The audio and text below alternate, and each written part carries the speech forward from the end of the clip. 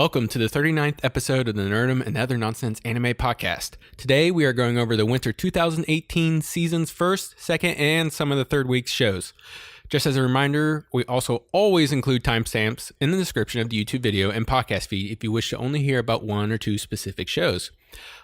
Also, spoilers will also be more at a minimum than usual since we are not doing our normal method while starting each season. My name is Leo, and epitome, epitome, inside joke. Also with me is BCom. That was the epitome of sarcasm, Leo. Ouch. How are you doing? It's I'm been doing a little good. while since we recorded. I think it's been a couple weeks, yes. There's just so many shows, and I really had to work at finding a top 10, because man. Yeah, I had to work at it too. I went back and forth a few times on several shows because there were a couple that had like really good first two episodes and not a great third episode, or the exact opposite where they had like a mediocre first episode but then a really good third episode. So I don't know. Yeah, I got my top 5 down, no problem. 6 1 down, no problem. 7, 8, 9, and especially 10. I was just like, I don't know what show to put here. There's too many ties. Well, I'm excited to get to our list at the end because it's pretty interesting stuff. List of things we'll probably be covering this season. But we also still have to make our locks, so we'll see. Yeah, the locks will be fun. We still have some time to sway each other's opinions before we get there. Oh boy. So how's rock climbing going? It's been great. I unfortunately skipped the last 2 days I should have gone, but I'll be in there Friday. And I know it hurt me. I'm getting really close to finishing a V4, but...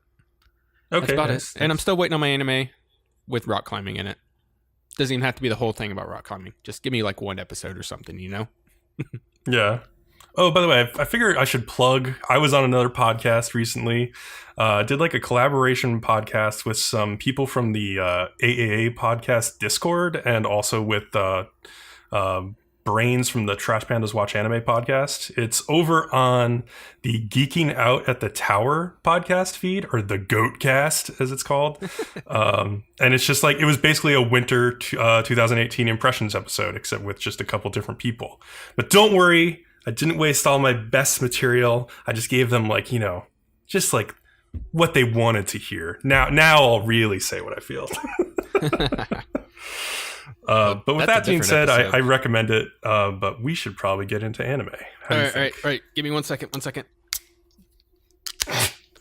All right, I'm ready. I just had PTSD flashbacks to the Arrow Manga Sensei series we did. By the way, which is Drinking Your Way Through Arrow Manga Sensei, which is on YouTube if you want to go see that. Oh, I got a little beer on the mic screen. Damn it. All right, you take it away, BCom. All right, starting with Sundays, the first show we've got is Kokkoku, which is on Amazon. Source is a manga, and this is from a new studio called Geno Studio, who I like their intro. They have like 3 motorcycles driving around like right before the show starts. It's a cool intro. They've basically only worked on the Genocidal Organ movie, which I haven't seen, and the only other thing they have really listed is Golden Kamui, which they're adapting for next season, which I've heard is like a popular manga. So it's like brand new studio. Director is Ohashi Yoshimitsu, who directed things like Galaxy Angel, Sacred 7, Witchblade, Amnesia. I've literally heard of none of these things, so I don't know. Neither have I. Don't know what to say about it. Okay, so Kokkoku, this is a sci-fi show. And it's centered on the family of this young woman named Juri Yukawa, who has failed like 19 job interviews in one day and like comes home to her family, like a lot of whom aren't very successful either. Like they're like neats or like looking for work and they can't find work. They're unemployed. Yeah, I think her dad's laid off. Yeah. Yeah. And then, but like one day, like her cousin and brother are just kidnapped by this mysterious organization, and they get a call and they're being ransomed for like 5 million yen. And this is when Juri's grandfather, who's got like a buzz cut, and Leo, you think this guy's like a badass, right? Just looking at him. As soon as I saw him, I was like, this dude's a badass. I think it's complete. Yeah, it's the way they designed his character. He's apparently been keeping a family secret that they have this ability. They use this mystical stone that they have, and they can offer their blood to it. And when they do, they enter this basically like, it's almost like a parallel world, they describe it as, called stasis, where time is just stopped for everyone except for them. At least that's what they think.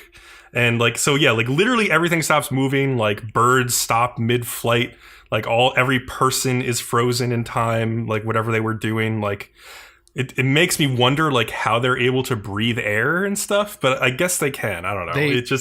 I think they even brought that up in the show or something very similar to it. And the grandfather's like, I don't know. It just works. It just works. Like, and I'm like, I'll take that. You see them like at various times trying to like drink stuff out of bottles, and it looks like it doesn't really work the same way, but they're still able to. It's more like a jelly, so they had to like squeeze the bottle to get it out. Yeah, it's kind of crazy. Yeah. So they put some thought into how that would like be different, which I liked. So basically, because they're able to stop time, they go to the location where the ransom note told them to go. And they're about to like try and take their family members back with them, but several men show up who can also move inside of stasis, and they try to stop them. Then luckily the grandfather has this power to like instantly teleport inside of stasis, but he's not very good with it. Like, first of all, it can't go very far, and then he has no control basically over where he goes. He basically says something like, you just have to imagine where you want to go there, and then you kind of get there, but like you're not going to be in like a position. So like he'll teleport, and then he'll like be 3 feet in the air, and he'll just fall on the ground and like have to pick himself up. So they sort of like teleport and run away. And then at one point, like one of the bad guys is going to kill somebody. I think it's Jury. Stop it, cat. Good God. He's going after my headphone cord. He's specifically trying to hurt somebody who's not in the stasis with them. That's her little cousin, who is still trapped in the real world time. Right, exactly. And that's apparently a big no-no. Yeah, this huge, like, monstrous tree, like moving tree thing appears when that happens, and like takes its tree branch hand, grabs the bad guy by the head, and just squeezes his head like a grape, and just like explodes his head, killing him. So it's clearly like in one of the episodes, basically, the grandpa tells Jury that like this tree, like his grandfather told him that this tree is like one of their ancestors who messed around a lot with stasis and became this like monstrous like thing. But you also get the sense that he's sort of protecting some kind of code, because whenever somebody threatens to kill somebody who's still in stasis, he'll come and kill them instead, because I guess that's against the code or something like that. Wait. Stasis is what they call what they're in. They call the people that aren't moving stalled. That's true, yeah. Yeah. And apparently it's just the rules of that world that you can't touch anybody that's stalled, because then if you do, a handler shows up and squeezes your head like a grape. Yeah, they call him like the handler or the herald, like some people call him too, I think. The other group's kind of like a fanatics, and they think of it as a god. And exactly. There's just one weird note that kept coming up was that like they were kind of perplexed as why the heralds were so much smaller than what they were supposed to be, coming from their religious book. But I would have never thought anything about it, but they bring this thing up like 4 times in 2 episodes. So yeah, that's true. Yeah. So like, what did you think about this power of like stasis? Well, not stasis, or like stalling people or whatever.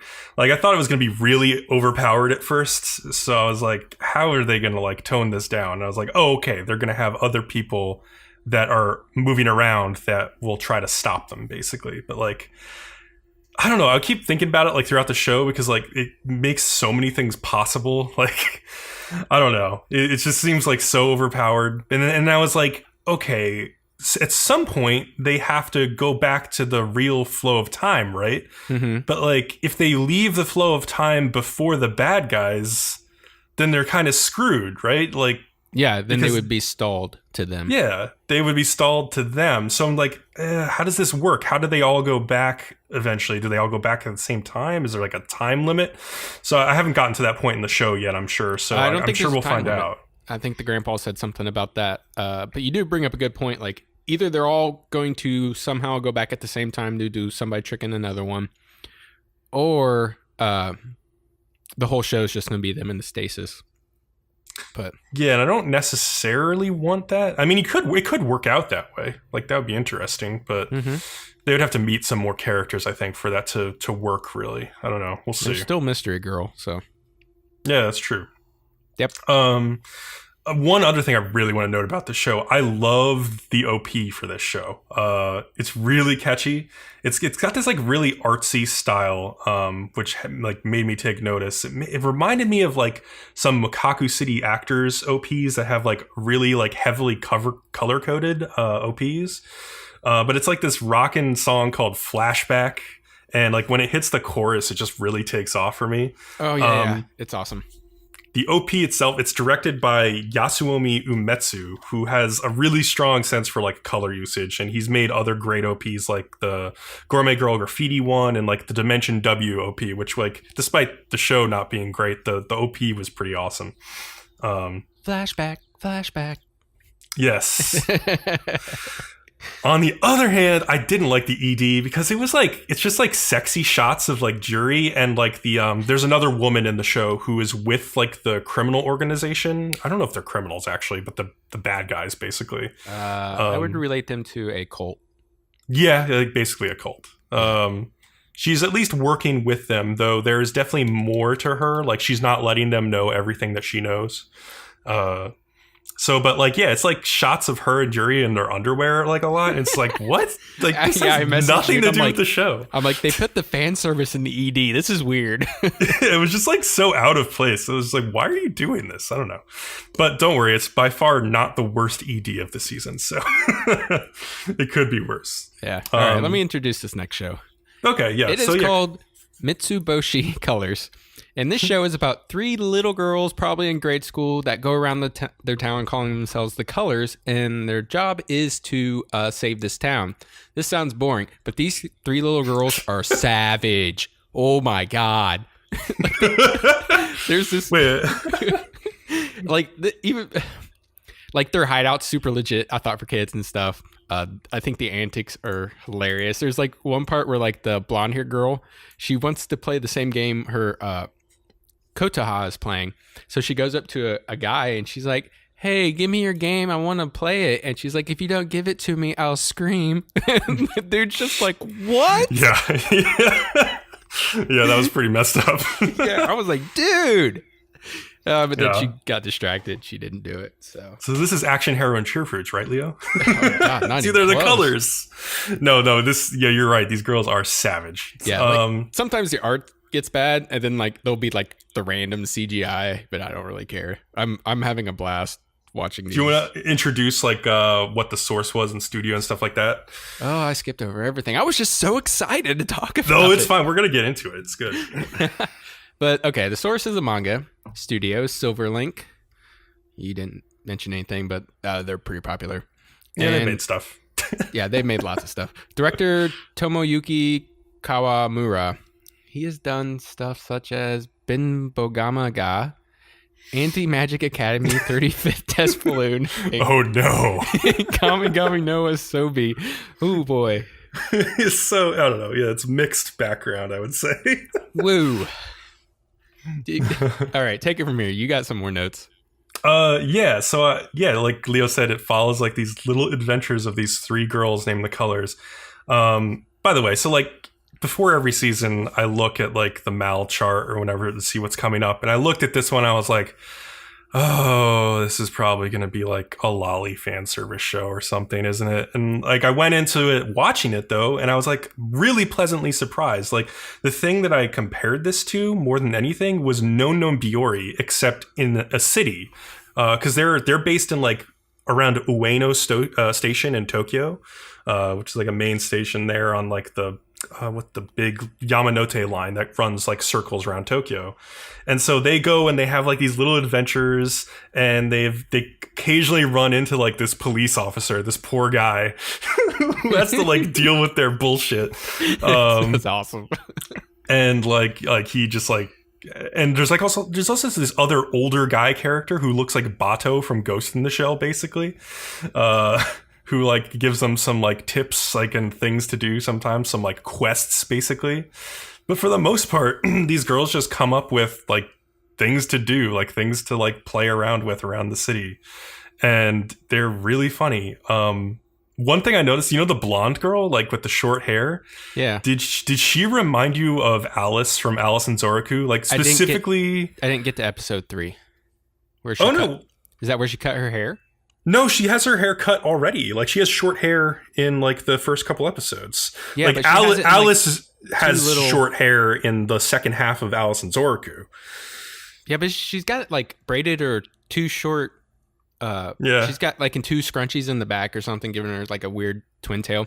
But you are right, she did have the same pink and black leggings. But then in episode 2, they all have a wardrobe change. So. Yeah, that's true. So it was like really one episode that she looked like that. Yeah. I just thought that was funny. They looked pretty close to me, and I was like, oh, that's interesting. Similar type of personality too, except Sachan, I think is her name, is like a little bit more savage. Yeah. I really like the blue-haired girl who is just constantly playing with her 3DS at all times. Kotoha. Yeah. If I had a daughter, it'd be Kotoha. do we have like Daughterfoos? Is that a thing? A Daughteru? I think I heard Daughteroos before. Yeah. Okay. And then the third girl, she's got like brown hair and like a side braid, and she just like is always like on the verge of crying, basically. Yeah, she gets emotional very easily, and like even when the police officer like barely scolds her, she's like. He's like, oh shit. Yeah, she's like the most dangerous one for him, because he actually like cares about her. Like he thinks like she's actually a good kid, and she's like just wrapped up with these 2 little shits. And so he keeps getting roped back in by her, and it's really funny. There's some just great comedic timing in this show. Like there's this one scene, I think it's in episode 1, where Sachan runs into a bakery, and because she's gonna go like get some bread, and then like the door's shut behind her, and the shot just stays on the closed doors, and like as she runs in, she's yelling something about poop or shit. Like that's her thing. Yeah, she likes poop jokes. She's being really loud, clearly. But so like the door's shut, and then like a woman walks out, and then like a few seconds later, the doors open again, and she slowly walks out and slowly walks back to her friends, and all she says is, "They yelled at me a lot." And then, but like before they go off, she runs back to the doors and just like yells like "Baka" at them, and then like runs away. It was just so funny. And then you've probably all seen on Twitter or somewhere on Reddit or something, like it's been posted a lot. They have this scene where they buy like a rocket launcher, like an RPG from like a pawn shop. And there's this whole tense scene between them and the police officer where they're like threatening him. And he's like, this can't be real, can it? And like, he eventually gets it from them. He's like, he points it at them, and he's like, this feels like pretty real. And then, like, he goes to shoot it, and you're like terrified that he's gonna like blow up these 3 little girls. And he shoots it, and then like Sachan just like turns around and catches like the grenade in her hands. And then she throws it back at the police officer, like hits him right in the balls, and he's like, okay, at least it was a dud. But I don't know, there's just some really funny comedy skits in this show. It's even better, because then he goes down to his knees, and then Kotoha just walks up and puts her foot on top of his head. Yeah. She's like, I've always wanted to do this. Yeah, as far as production, like I think that it could be better. There's some background art that just looks like it's straight out of like a visual novel, like in the sense that it's like they took a photograph and then they like painted over it or blurred it a bit, rather than actually drawing a background. And I think you mentioned like there's this one scene where Sachan like is down on the ground and she starts like crawling around, and it's all in CG and it looks terrible. I don't even know why they did this, but it was also just really weird. I don't know, it was funny. So I don't know. There's some weird production stuff with this show, but so far I'm really liking it. It also has a cat that looks like a panda, so that's a plus for me. Yeah, it's written really well, but that's all I got for that one. All right, we can move on to the next show. I only have one thing to say on the next show, and it says, and I say, I can't believe you watched this. Yeah, give it a chance, you know. This one is called Gakuen Babysitters, or School Babysitters, which is on Crunchyroll. The source is a manga, and it's from Studio Brains Base, who typically make Fujoshi stuff. The director is Shusei Morishita, who's a brand new director. So the premise for this show is very dramatic. Basically, the main character, Ryuichi, is a high schooler whose parents recently died in a plane crash. And he has this toddler-aged brother named Kotaro who he has to take care of. He's left behind with them. Luckily, they're invited to this academy that's run by this older woman named Yoko Morinomiya, who has absolutely ridiculous Studio Ghibli hair. Gray hair that's just all over the place, and she just looks like a witch from I don't know, Spirited Away, basically. She also lost family, a son and a daughter-in-law, in the same plane crash that Ryuichi's parents died in. So that's why she wants to help them.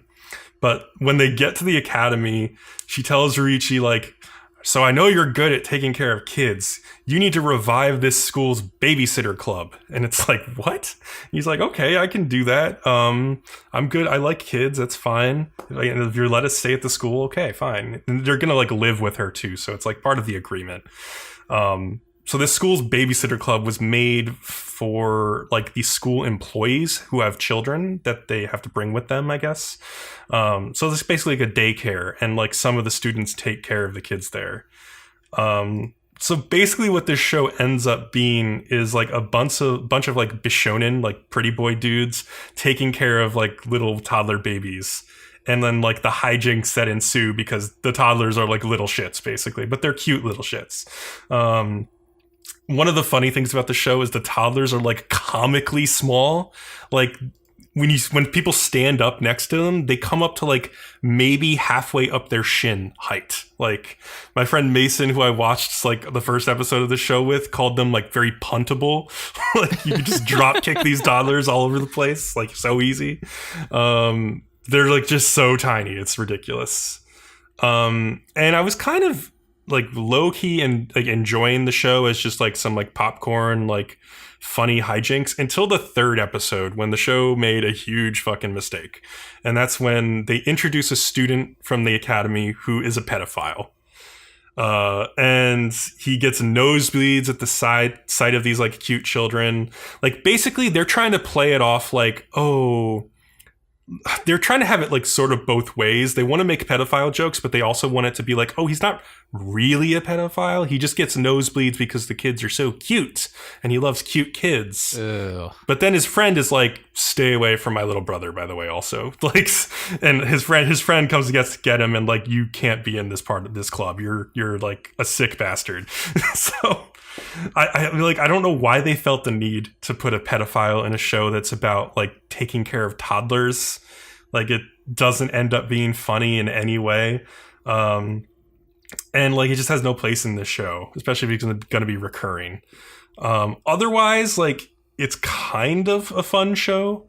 The toddlers are pretty cute. There's this one girl who's just constantly carrying around this stuffed animal of a giraffe wherever she goes. At all times she carries this stuffed animal. She's never without it. There's two twin brothers that are funny. Kotaro, who is Ryuichi's little brother, is a very reserved quiet kid who doesn't know how to express his emotions very well, and Ryuichi has to figure that out sometimes, and it may play into them not having their parents around anymore. But yeah, it's an interesting show, but they fucked up in the third episode, so I probably won't be watching this one anymore. Obviously. Yeah. Want to move on to the next show? Mondays.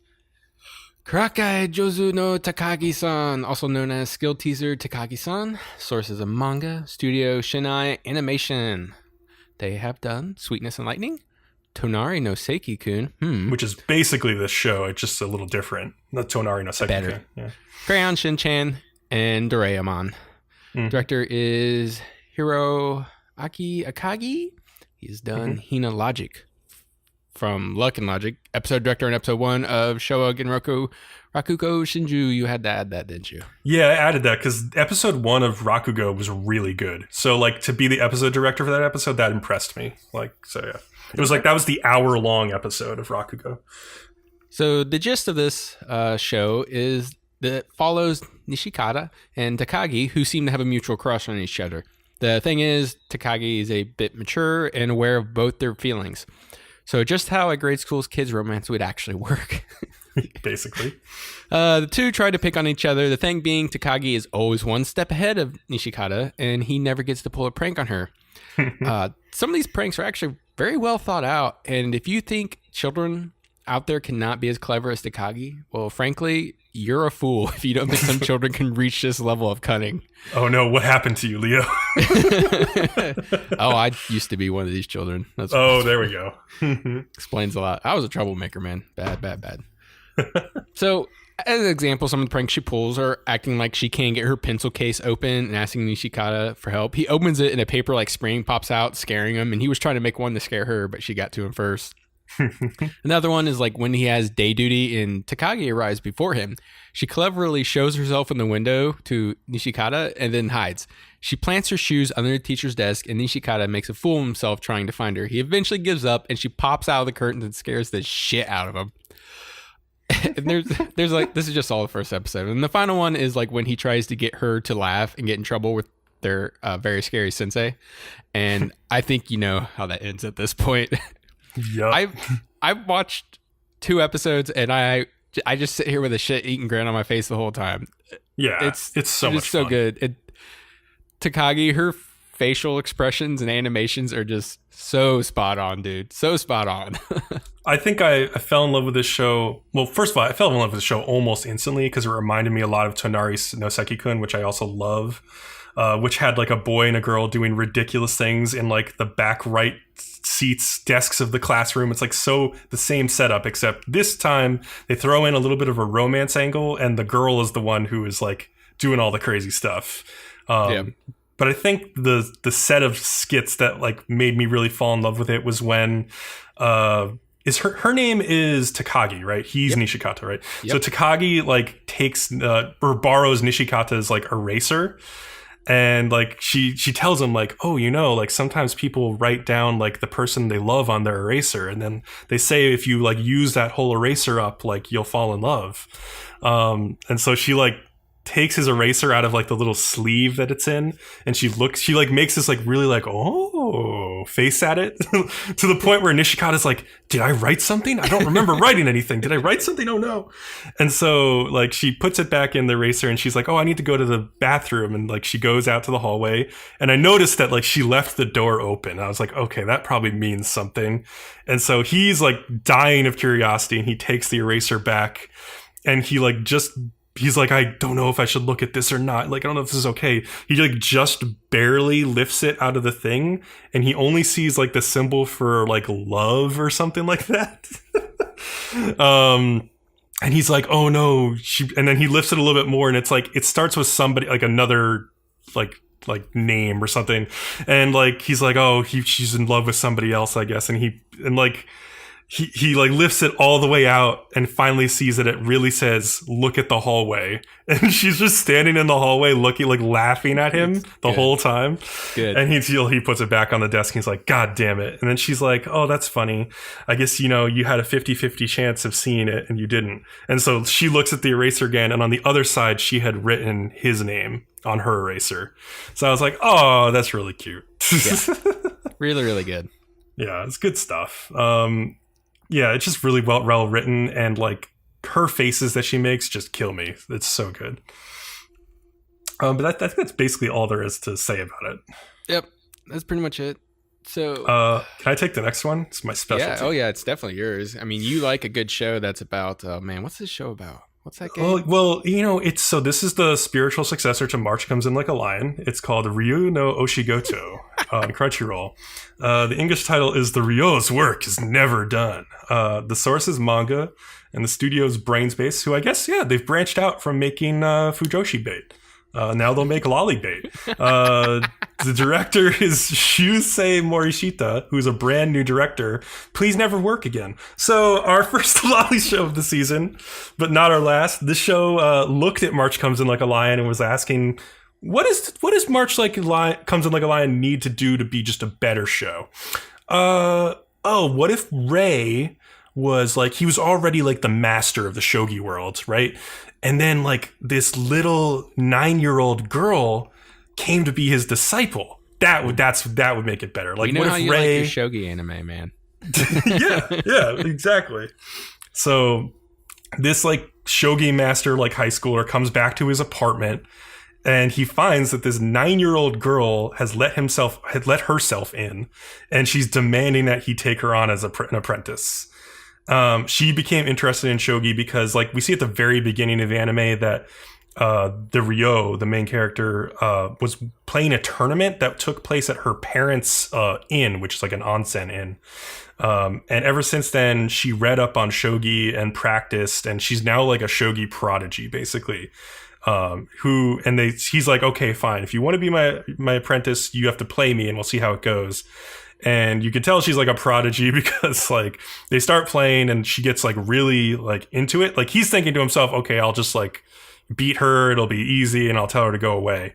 But she starts like rocking back and forth and making like weird, like almost sexual sounding noises when she's trying to figure out like, oh, go move there and then move there and then move there and then move there. She's like basically thinking it all out a bunch of steps ahead, which is what you have to do in shogi. But he beats her, but like just barely, and he recognizes her talent. Then what happens, unfortunately, is she decides to take a shower at his apartment. So first of all, we see her like in the shower, naked, 9-year-old. And then his quote unquote sister decides to come over at that time. And this isn't his blood related sister, because why would it be? She calls her, they call her his sister because they are learning from the same shogi master, basically. So they're the same students of the same master. So they're like brother and sister in that sense. But he's like, oh no, if she sees that I have this little girl in my apartment, like my life is over. So at least he has some awareness. But so he goes to like bolt and lock the door, and she's like, no, like, let me in. Like, we promised to play a match right now. Like, I need to get better. And then the little girl comes out of the shower completely naked, and she's like, who's that at the door? Is that a girl? And she has like yandere face, because she's like, who is this girl who you're like in a relationship with or whatever? And he's like, don't worry about that. Just put on some fucking clothes. Why are you naked? And then, like, of course, the sister outside hears like all of that. And she's like, wait, you have a naked girl in there? Let me in. And eventually, like, the little girl, like, is upset that, like, he's not, like, looking at her because she's naked. And she's, like, screams at him to, like, look at her, and then goes and, like, grabs him. And then he falls down on top of her. The sister opens the door, and he's like straddling this naked 9-year-old. Why? And it's just like, okay, so this is what this show is. And of course, like, the sister like promises to like murder him in the next scene, basically because of that. The second episode, I watched a little bit of it just to get a sense of like how bad it was going to be. The next episode, like the little girl, she makes some like new friends at like, I can't remember if it's from school or from shogi practice. I think it's from like the shogi practice, which has like an age group around her age. And all these girls come over for a like study session, basically, with the Ryou, because he's like a shogi master, so it'd be nice to learn from him. Except they also all sleep over at his apartment, and like one of them is like a first grader, like even younger than the other girls. And we still see like all four of them like taking a bath together. And I'm just like, okay, I'm done. I'm just done. This is fucking ridiculous. So yeah, if you want to watch Sangatsu no Lolly, you can watch this show, but otherwise I don't recommend it. Okay, good God. The next show we had listed was Tuesday was Overlord 2, but I didn't watch it. Did you watch any of it? No, and I've seen the first season, but I didn't really want to. And I know you hadn't, so I didn't really want to get into it, so I didn't watch anything yet. I'm just gonna I never finished the first season, so I would have had to catch up to that. I really enjoyed the first season. I've actually caught up with the manga. It had an update today or yesterday, I believe. But there's another great show on Tuesday. Yes, there is, and it's called A Place Further Than the Universe. Japanese title is Sora Yori Mo Toi Basho, and BCom, you got your brown paper bag when you start hyperventilating when I say this. It's a Madhouse original. Oh shit. Yeah. Those are awesome. Those are good words to hear. Yes. So we also have a female director who is named Atsuko Ishizuka. She has done things such as No Game No Life, which the show makes sure you know. Yeah, there's lots of advertisements for it in the show. The Pet Girl of Sakura, which I've actually seen. I've seen it too. Prince of Stride, Alternative, Hanayamata, that's a lot of A's, and a bunch of episode director listings for Nana. Yep. So, other than just being an absolutely gorgeous show, it's basically been one of the most attention-grabbing in the entire season. Yeah. And I think its opening is probably the best because a mother wakes up her daughter by basically waterboarding her. Yes. It's hilarious. That was intense. That was hilarious. So the first main character is Mari. She's a little goofy. She reminds me of that one girl from Kill la Kill. You know what I'm talking about? Yes. Oh God, why am I blanking on her name? Yeah, I'm blanking too, man. Not the main character, but the one she's housing with. Basically her friend. God, I'll find out. You'll figure it out. But she's crazy and goofy and wacky, and she ends up running into like basically this girl at school who's known as like Antarctica girl because she's always talking about Antarctica and she really wants to go on an expedition, and she basically gets caught up in her shenanigans, and they start talking about going to Antarctica, and she wants to go to Antarctica because her mother went on an expedition up there and she never returned. She also wrote a book called A Place Further Than the Universe. Surprise. Also, by the way, it's Mako Makanshoku from Mako. Yeah.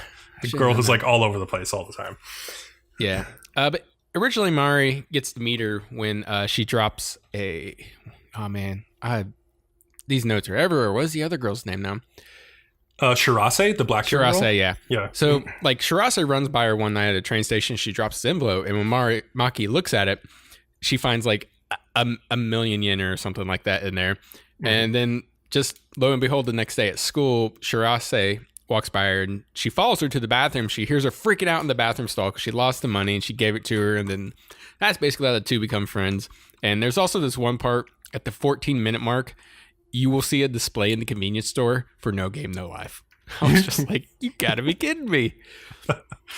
Next episode, they introduced the next girl. I should have had my anime list open by now. Oh, it's like Hinata, I think. Oh, the blonde girl. Yeah. And she's awesome. I like her a lot. She really works at cool a convenience store. And every time they do a change of clothing, her shirts always have food on them. So that's awesome also. Yeah, like it's onigiri. Hinata. And the show was already beautiful up until this point. There's this scene in episode 2 where the three girls are running from these two older girls, and oh my God. Yeah. It is mind-blowingly well animated and just written, because then they like start to realize they're having fun doing this, and it's oh man, it's so good. And I thought to myself, I was like, man, if this show has another one or two scenes that are like this level, like this show's like an easy candidate for like a 10. Oh my God. Like it's kind of like all you need is like a few scenes sprinkled throughout a show that are at that level to have like an all-time well animated show, honestly, these days. Yeah. And then I saw a clip today, I think from episode 4, where Mari is like going to tell her mom about wanting to go on this expedition. And it's another one of those scenes. Yes, it is. It's really good. Oh my God. I'm like, this show's going to be awesome. Give me one or two more. Wow. But then kind of episode 3 rolls around, and we finally get our fourth main girl, which is she's Yuzuki. She's an idol. She doesn't want to go because she really just wants to stay back and make friends. But then she ends up befriending the other 3 girls, and then that's the gist of the show. You just watch it. I don't care if you didn't think it sounded interesting or not. Go watch it. Yeah, I think the best thing about the show is that like each individual girl has their own reasons for why they want to go on this crazy trip to Antarctica. Like, and it isn't necessarily to go to Antarctica. Like that's Shirase's sort of reason, that she wants to find her mother who went missing in Antarctica a few years before. But like the other girls just want to, I mean, like Mari just wants to do something with her life that is crazy before graduation. With her youth. Yeah, with her youth. Yeah. And like Yuzuki just wants to like make real friends because she's never had the time to do that as an idol. Yep. And Hinata, like what's Hinata's reason? I guess like she's gonna have to like buckle down to study for college. She's an interesting one because she's basically like homeschooled, right? But she's also very smart. And she kind of like has a competitive streak, and she wants to like make the other like people who went to high school look bad because like she's going to pass all her entrance exams without ever having gone to school. And but she wants to do something for herself before she has to like buckle down for all that stuff. And this is as good as anything. So but I like the cast of like older characters. Like the women who were chasing through the streets were awesome. Like, especially the one woman who was like a little bit more butch, who was just like trucking down that street. Like it was I mean, amazing. You say butch, but she's still extremely feminine. That's she is. Yeah. Yumiko. Like, she's just like, I don't know. Yeah. Butch isn't the right way. She's like muscular. She's like very athletic is what I should say. I would love that. But yeah, like specifically in that scene, like the way that Hinata runs is just so well animated and so fluid. I was just like, I watched that scene so many times. It was so I want to buy the animation team a beer because that is for insane. Everybody's running. Everybody has like different running styles and stuff. And like even Hinata at one point, it's like, I used to run track. I can run really fast. I can do, really good spurts. And like they give her like a track runner's run. And it's just amazing. And then like you said, Yumiko is just a beast, just like right on her tail. Yep. It's great. You mentioned the OP. I also think it's great. Every time, like when the OP just starts off, Mari's laying on her bed upside down, and she like grabs the camera and like spins it right side up. I think that's just like the greatest thing. I don't know. Every time, I just love that. And there's like the funny part at the end where like they're doing a camera trick where like the 3 girls are in the distance, and Mari like pretends to like eat them, and then they disappear, but then they like pop their heads back up to check if it worked, and they're like, "No, you're ruining it," and it's just so funny. It's such a good OP. Yeah, I can't wait to see the rest of the season. It's like one of my top shows. I'm going to be feverishly watching this show. It is amazing. Speaking of shows we'll be feverishly watching, at least I will be, on Wednesdays, we got Violet Evergarden, which we can't feverishly watch because it's on Netflix, but not in the United States. God damn it, Netflix. What the fuck are you doing? I guess they don't think Americans who watch Netflix can't handle entire seasons dropping at once. I guess. It's crazy. I mean, that's kind of what they're known for. I mean, that's their whole business model. Baby. It kills me though, because like this show is based on a light novel, and it's done by Kyoto Animation, who everybody knows is one of my favorite studios. They need no introduction. The director is Taichi Ishidate, who he directed Beyond the Boundary, the TV show, and the movie for that as well. And he's worked on various KyoAni shows dating back as far as like Air as a key animator or episode director. So he's been with them for a long time. But yeah, with this show, like KyoAni has basically spent like a full year like prepping this show. It is like very clearly a showpiece for like the best animation that they are capable of this time in a TV anime. Like it's movie quality animation in a TV show, and it's really something special.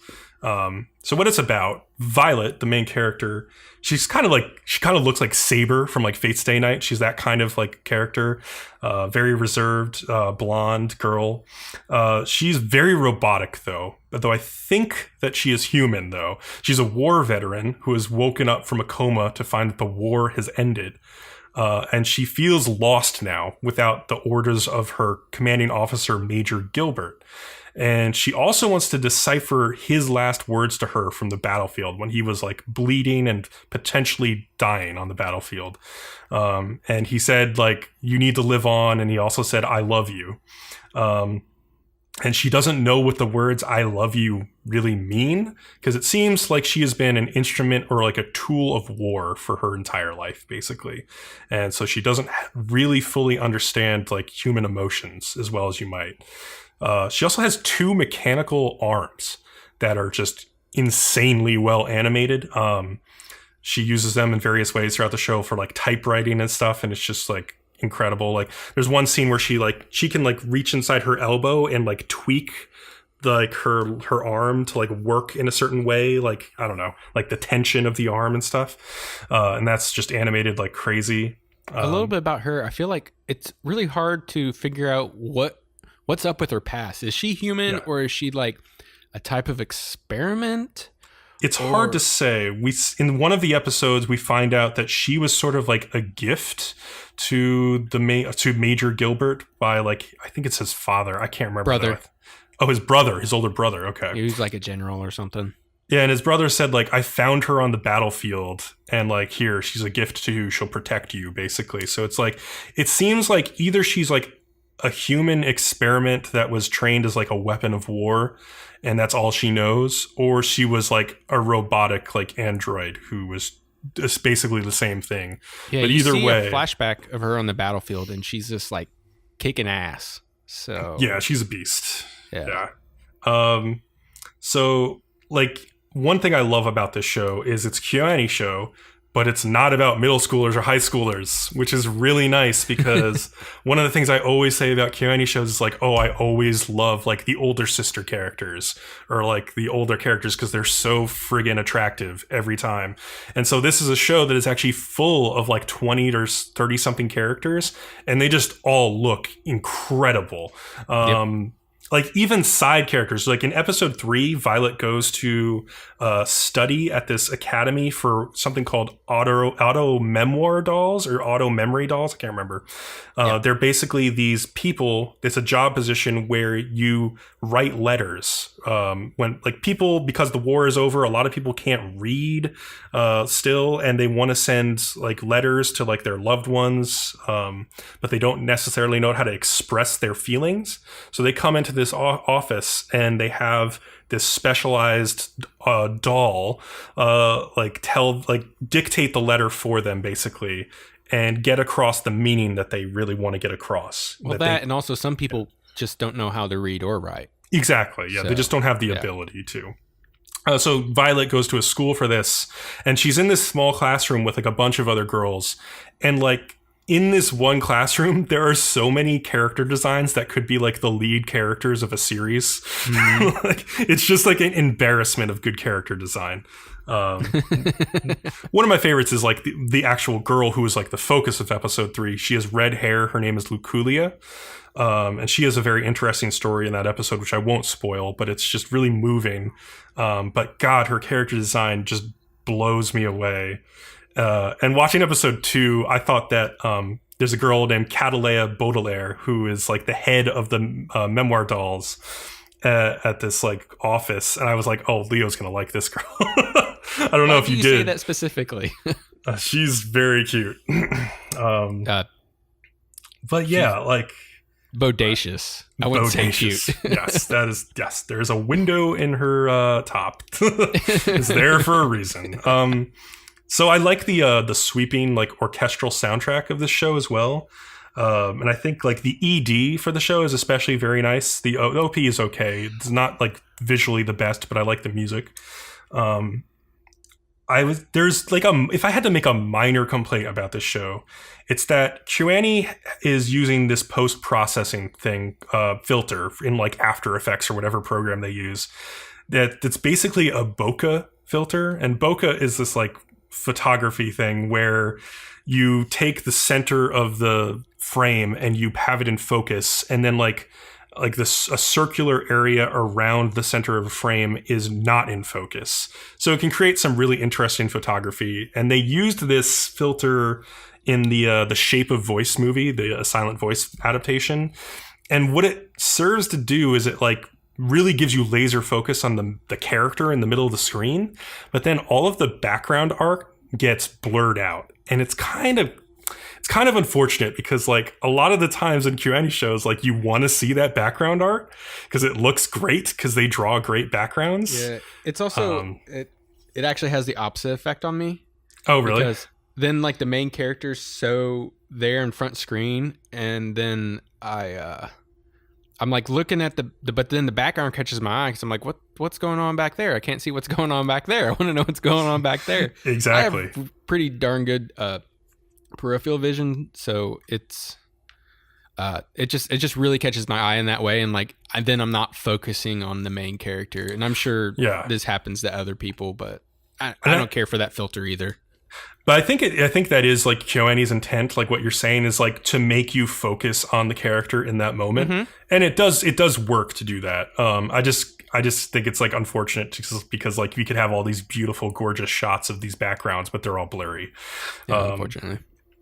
But beyond that, like the mystery of the show is basically like Violet's past and her relationship with Major Gilbert, and also like eventually figuring out like how to express her emotions and what those emotions will be as like a war veteran in a world where the war has ended and she has to readjust to society. So a lot of interesting themes in this show, but you will maybe be hooked by the themes, but you will stay for the ridiculous animation, which is insane.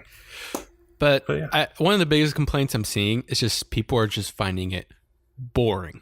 This is a flat out drama. It's almost soap opera level.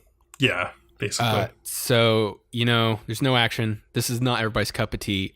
I'm like, I know it's beautiful and I know the story's good so far, but man, I am getting pretty bored now, especially into episode 3. I'm like, something needs to happen. I don't know. See, I really liked episode 3. I thought that was one of the better stories. But like, I get where you're coming from, though. Like, I do agree that it needs to pick up a little bit. But I think it is doing a good job of making you become emotionally invested in the characters. I don't remember now, but there was something that like kind of got me a little bit. I've forgotten. I've watched 28,000 other episodes of anime this season since then. I can't remember, man. Tell me about it. Like, it's a miracle we remember anything about any of these shows. Yeah, I sent you a top 10 list.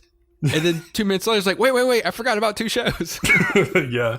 Well, that speaks to, like, the season's pretty good, actually. It's a pretty balanced season with a lot of stuff to watch.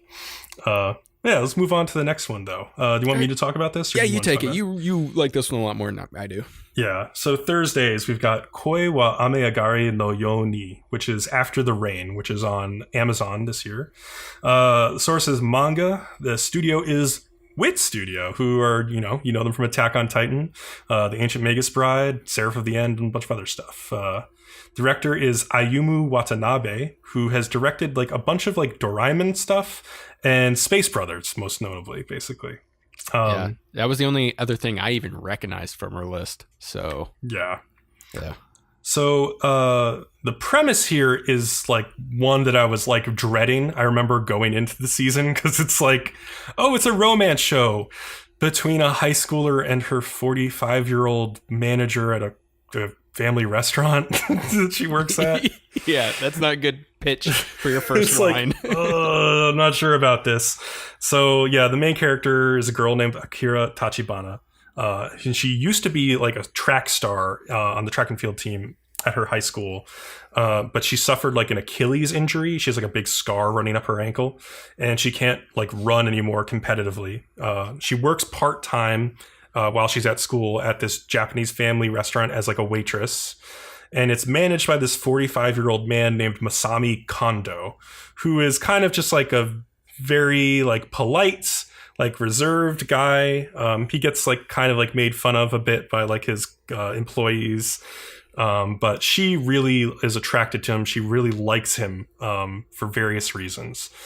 Like despite this huge age gap between them. And I think the first episode tries to like set it up like in a weird way where for it to make sense for her to be into him, because like, so she has like a boy at her school. I forget what his name is. I would have to look it up. It's a blonde kid he's just like comically like immature around her. Like, and he clearly is into her, but she clearly has no interest in him whatsoever, because like, why would she when he's acting like so immature about it compared to like an older man?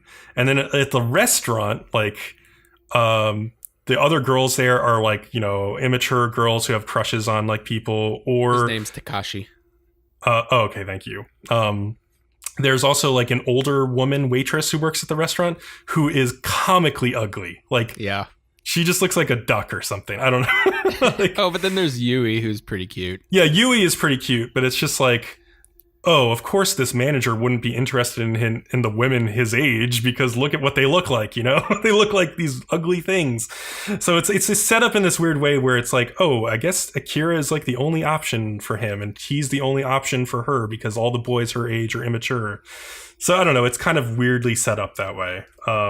However, I think despite all of this stuff, the show has been handled with like this incredible level of like grace and maturity that I did not expect. And it's also like incredibly gorgeous and really, really well directed. Those purple eyes, baby.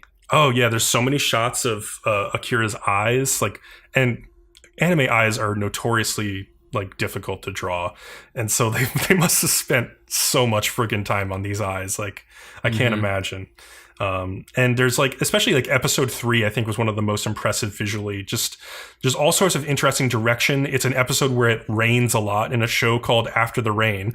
So of course they made the rain look really good. And I think the like Japanese, like more direct translation of the title is like love comes after the rain. So when the rain stops is when they decides that like she decides to tell him that like she loves him.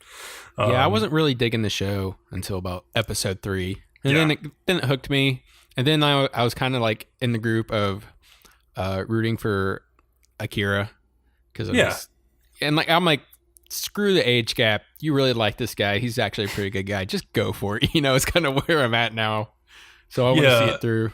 And in the end, I kind of feel like it's going to end up being like where Ancient Magus Bride is heading, in that like Akira and this guy are kind of going to like fill a hole in each other's lives that's going to help them be better people. I don't know. Maybe. I don't know if this is necessarily going to end up being a romantic relationship or not. Like, they're apparently going to go on a date. So bad. But yeah, I don't know. Also, I really love the ED of this show. It's by Aimer, who's done a whole bunch of like anime songs, but I think this is one of her better songs. It's called Refrain. It's actually got a kind of punny title because it's like refrain, except there's a colon between the ref and the rain, so they could get the rain in there, you know. But oh my god, yeah, it's funny. You know, titles of Japanese songs are hilarious. But yeah, I would say like the award for best looking anime this season is like a 3-way race between this, Violet Evergarden, and A Place for the New Universe, and it's everything else is not even that close to these 3. That's pretty amazing. I'd say with this show being the most different in style of animation compared to the other 2. Yeah, and like character designs too. It's got like an older style of character designs, which I actually really like. I don't know. I really like Akira's character design. She's like a track runner, and there's some scenes where you see her running, and she's got these really long legs that are typical of like older anime designs, and I just liked seeing that because it looks different. But yeah, that's about it. Cool. We can move on to Miss Koizumi Loves Ramen Noodles. You can watch this on Crunchyroll. Japanese title is Ramen Daisuki Koizumi-san. Daisuki. The source is 4-Koma Manga, Studio Gokumi, and Axis. How do you even say that? Axis, I think? I don't know. Axis? Okay. Yeah. They have done the very awesome Surizure Children and Seirin. Director Kenji Seto. He's done the Asterisk War. So yeah. All right, let me give you guys a general rundown of the first episode. It's pretty quick. As the title would suggest, Koizumi loves ramen noodles. Mm-hmm. She loves to go to various ramen shops and try their food. One of her classmates named Yu, who is borderline almost Yuri in love with Koizumi, basically starts stalking her to these shops, trying to be friends with her. Koizumi is always cold to her, and Yu seems to get off to being treated this way. Yu thinks it makes Koizumi look cool when she is cold like this. There are also two other characters that are friends with Yu, a girl named Misu, who doesn't like anybody else cuter or more popular than her like Koizumi. And then the second friend is named June and seems to be the one that keeps the other two in line. So, yeah, those are all your characters for the show so far. But let's get into the meat and savory ramen noodles of the show. Hell yeah. Koizumi treats every experience with ramen like a battle. It goes down like this. She goes as far as tying her hair back, cracking her knuckles, and getting into the mindset of a battle like athletes do. But that's cool and all. But where this show really shines is at how educational it is about the ramen. Like, you will legit learn about ramen from this show. Yeah, it's great, actually. Yeah. So that being said, nothing else shines. I didn't really find anything else shining about the show. The characters are meh. Animation is meh. It's not bad, but it's not great either. If you want to learn about ramen, I recommend watching for only that reason. There also seems to be some sexual undertones, but hopefully they just stay under, because then otherwise, I don't know. I won't care for this show too much. Yeah, I don't really need to see that in this show, right? It's like the only sexual undertones I want to see are like the ramen. Like, I want to see some sexy ramen. That's all I need to see. This should have been a short about every time she went to eat ramen. Yeah, basically, it could have worked. That would have been awesome. Yeah, it doesn't really necessarily need to be a full length show, but yeah, because like everything outside of them eating at the ramen shops is not that interesting to me. But yeah, when they get to the ramen shops and we learn like these little facts about different like regional types of ramen, and like when they animate them eating the ramen and slurping up the ramen, like it all is good. It like feels authentic and it makes you like really want to go eat some ramen also. So that part they definitely got right. Oh, for sure. But yeah, the characters are like bleh. They're all right. But you know, whatever. Yeah, that is not much more to say about that one. Yeah, I got nothing. You want the next one? Yeah, because there is a show with better characters that is more laid back, and that is called awesome. Laid Back Camp, or Yuru Camp, with a little tent symbol after it. It's on Crunchyroll. The source is a manga, and the studio is C Station, who, oh god, they've done Dragonar Academy, Star Mew, which I think was like a boys' idol show, and they're doing Hakyu Hoshin Engi airing this season, which is so bad that we're not even covering it. The director is Yoshiaki Kyogoku, who is a first-time director. So Eurocamp is basically like a Japanese advertisement for tourism in terms of camping. Like basically like each episode will introduce like some new characters. Well, not new characters, but the first couple episodes introduce like the main four girls, 3 of whom are in like a camping club at the high school, and one whose name is Rin. She has blue hair, who is like an expert camper, but she's like also kind of a loner and likes to go off camping by herself. But like the episodes will teach you about what you need to bring with you to go camping, like all the equipment you need to buy, like what you can like cook when you're there.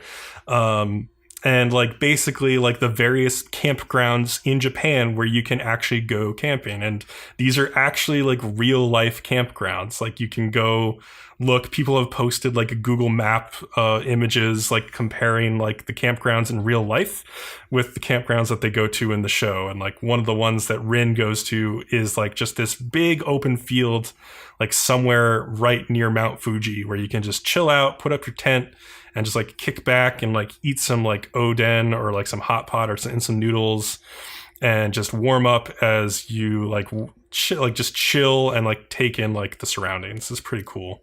Yeah, I always like it when what's that, rotoscoping? Yeah. Really so nice. Leo, what have you been camping a lot in your life? I have not gone camping like ever. Oh really? Yeah. Oh yeah. I'd been camping when I was a pretty little kid. I guess maybe 9, 10. I never really cared for it too much. I really like central heating and air conditioning, and warm showers and comfy chairs. Really more recently, I'll go with friends and we'll go camping, and we'll drink, and then the only reason I even get to sleep is because I basically drink myself into a coma. But it is really cool. Camping gear can get expensive. I'm just slightly curious at how Ren can buy all this shit. Yeah, it's funny, like, as this show is like, I feel like this show is like an advertisement for the camping industry in Japan, but like they definitely go out of their way to be like, they look in a camping catalog sometimes and they're like, God damn, that's expensive. Like they say that all the time. They're like, God, this is so friggin' expensive. Yeah. Just as to make a comparison, the 4 girls in this show have amazing chemistry. The only other 4 girls in the season from a place farther than the universe are the only other place where I would even say like the chemistry is really good. Yeah. But like if these two went into like a battle royale against each other, it would be a tough match. Man, it would. Oh man, that would be such a good idea if these two shows did like a crossover OVA. With like the girls from Antarctica and the girls from Eurocamp. Goosebumps. Oh man, it would be so good if they were like they all be. went camping together, like just for like one big OVA episode. It'd be so fun. And this is where I immediately queue up YouTube and I type in Lonely Island, jizz in my pants. And just play it on repeat for about an hour. One of the funny things about Eurocamp is the OP. It sounds exactly like Jackson 5's like A, B, C. It's such a blatant rip off of that song, but it's still like a really fun OP. Is that like this show? Yeah, that's Eurocamp. Yeah. Okay, yeah, I know it's on camp. one of them. Like it came on, and I'm like, they're playing Jackson 5, and then they started doing Japanese lyrics, and I'm like, oh, I guess it's not. What the hell? It's like call from the estate of Michael Jackson on line 2. Yeah, I just want to say, there's one of my favorite scenes from the first episode is like when Rin she's made her second bathroom trip to the bathroom, but on the first one she sees Nadeshiko asleep on the bench, and then like a second time she sees her like she's like falling off the bench, but she's like even a couple feet away and like her shoes are off, still asleep. Yeah. And then she goes at night and she knows she's gone, but then when she comes out, she's suddenly there and surprises her, and then Ren's just like, oh shit, and she runs away and she jumps that chain that she knows is there, and then Nadeshiki's like, no, not leave me. It just hits it and falls flat. Yeah, it's good stuff. I died, and I was kind of, and like each episode also teaches you about legit camping stuff. Like the first one was like a fire, and so I was just like, what? And then when Nadeshiko showed up, I was like, oh yeah, this is where the show gets good, and it just keeps getting better every episode, I think. So. See, that was interesting because like originally I had like a bad reaction to Nadeshiko because I was like, oh, she's like so loud and annoying. I just want to be. I was like Rin. I was like, oh, I just want to have like peace and quiet. Like I just want to camp by myself, all alone. And I was like, okay, no, but like as it went on, you could see that like the dynamic between all 4 of them was really good. So and just. Go back, you've never been camping before. Have you ever been to like a bonfire party or anything like that? Yeah, I've been to a bonfire before. You know how you reek of smoke afterwards? Yes. It's worse when you camp. Oh, really? Okay. Yeah, that's because Ren had that one specific problem. She's like, man, if I start a fire, then I'll smell like smoke. Yeah, man, especially when you wake up the next day hungover, the smell of smoke just makes you want to puke, dude. Yeah. It's like embedded in your skin. You have to, when you get home, you have to like just scrub your skin to get it off you, and your clothes are just done for. They may have to go in the washer twice. I don't know. That's interesting. That's cool. Yeah. Well, that's it. Oh, so would you say this is one of your favorites? I really am enjoying this. My show. number 2. Oh, cool. Oh yeah, amazing. Well, speaking of the number 2, God, dude, I didn't think this show's that bad. I thought it was okay. Oh boy. Do you want to introduce it? Sure. We have Death March to the Parallel World Rhapsody. This what is on title. Crunchyroll, correct? Yes, it's on Crunchyroll. Yeah. And I'm not going to attempt the Japanese title. I don't even know how to say that last word. I'll do it because I want to see if I can pronounce it. Death March Kara Hajimeru Isekai Kyosokyoku. That's a weird word. Keyword there. Isekai. Sources: light novel, Studio Silverlink and Connect. BCom's favorite episode, Shoujo Machiavellianism. Yep, they did that. Strike the Blood. Restaurant to Another World. and Yuri Kuma Arashi. That's a little bit all over the place, dude. Yes. Definitely. All 4 of those shows are something completely different entirely from one another. And also the director's all over the place. Yeah. So the director is Onuma Shin. He has done Bakatu Test, Kokoro Connect, Handmaid May, A Tale of Memory / Melodies, Fate, Kaleid, Linear Prism, Ilya, and Watamote. I really liked Watamote. Oh, I liked it so much, I picked up the manga. I really liked Kokoro Connect, and I've only heard good things about F, A Tale of Memories and Melodies. I haven't watched it yet, though. But yeah. So, do you want to introduce what the show's about? It's an isekai harem show, except his harem is girls and lolly slaves. Lolly, like, there's like a lolly cat girl and like a lolly dog girl, and they're slaves. A lolly witch, too. And he's like a programmer, right? In real life. He's a 30-year-old like video game programmer. Yeah. And like the show starts off with like you showing him like he's really hardcore into his job. He doesn't even have a girlfriend. He sleeps at the job almost all the time.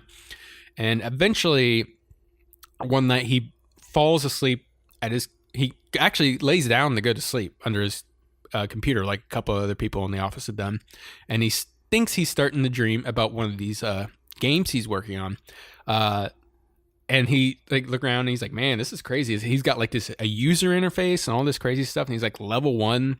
And there was this bug on this one game that he was asked that the game would have been too easy for their the fan base they were targeting. So the people behind it told him to, make it harder. But then they came back later and said, well, we actually need you to make it easier for, if new players want to try out. And he's like, this is the opposite of what I wanted.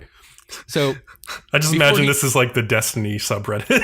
Yeah. These are the people he's hearing from. It's like, make it harder, make it easier. So like before he went to sleep, he told the other guy, he's like, all right, well, we can do this. We can do like, the starting level.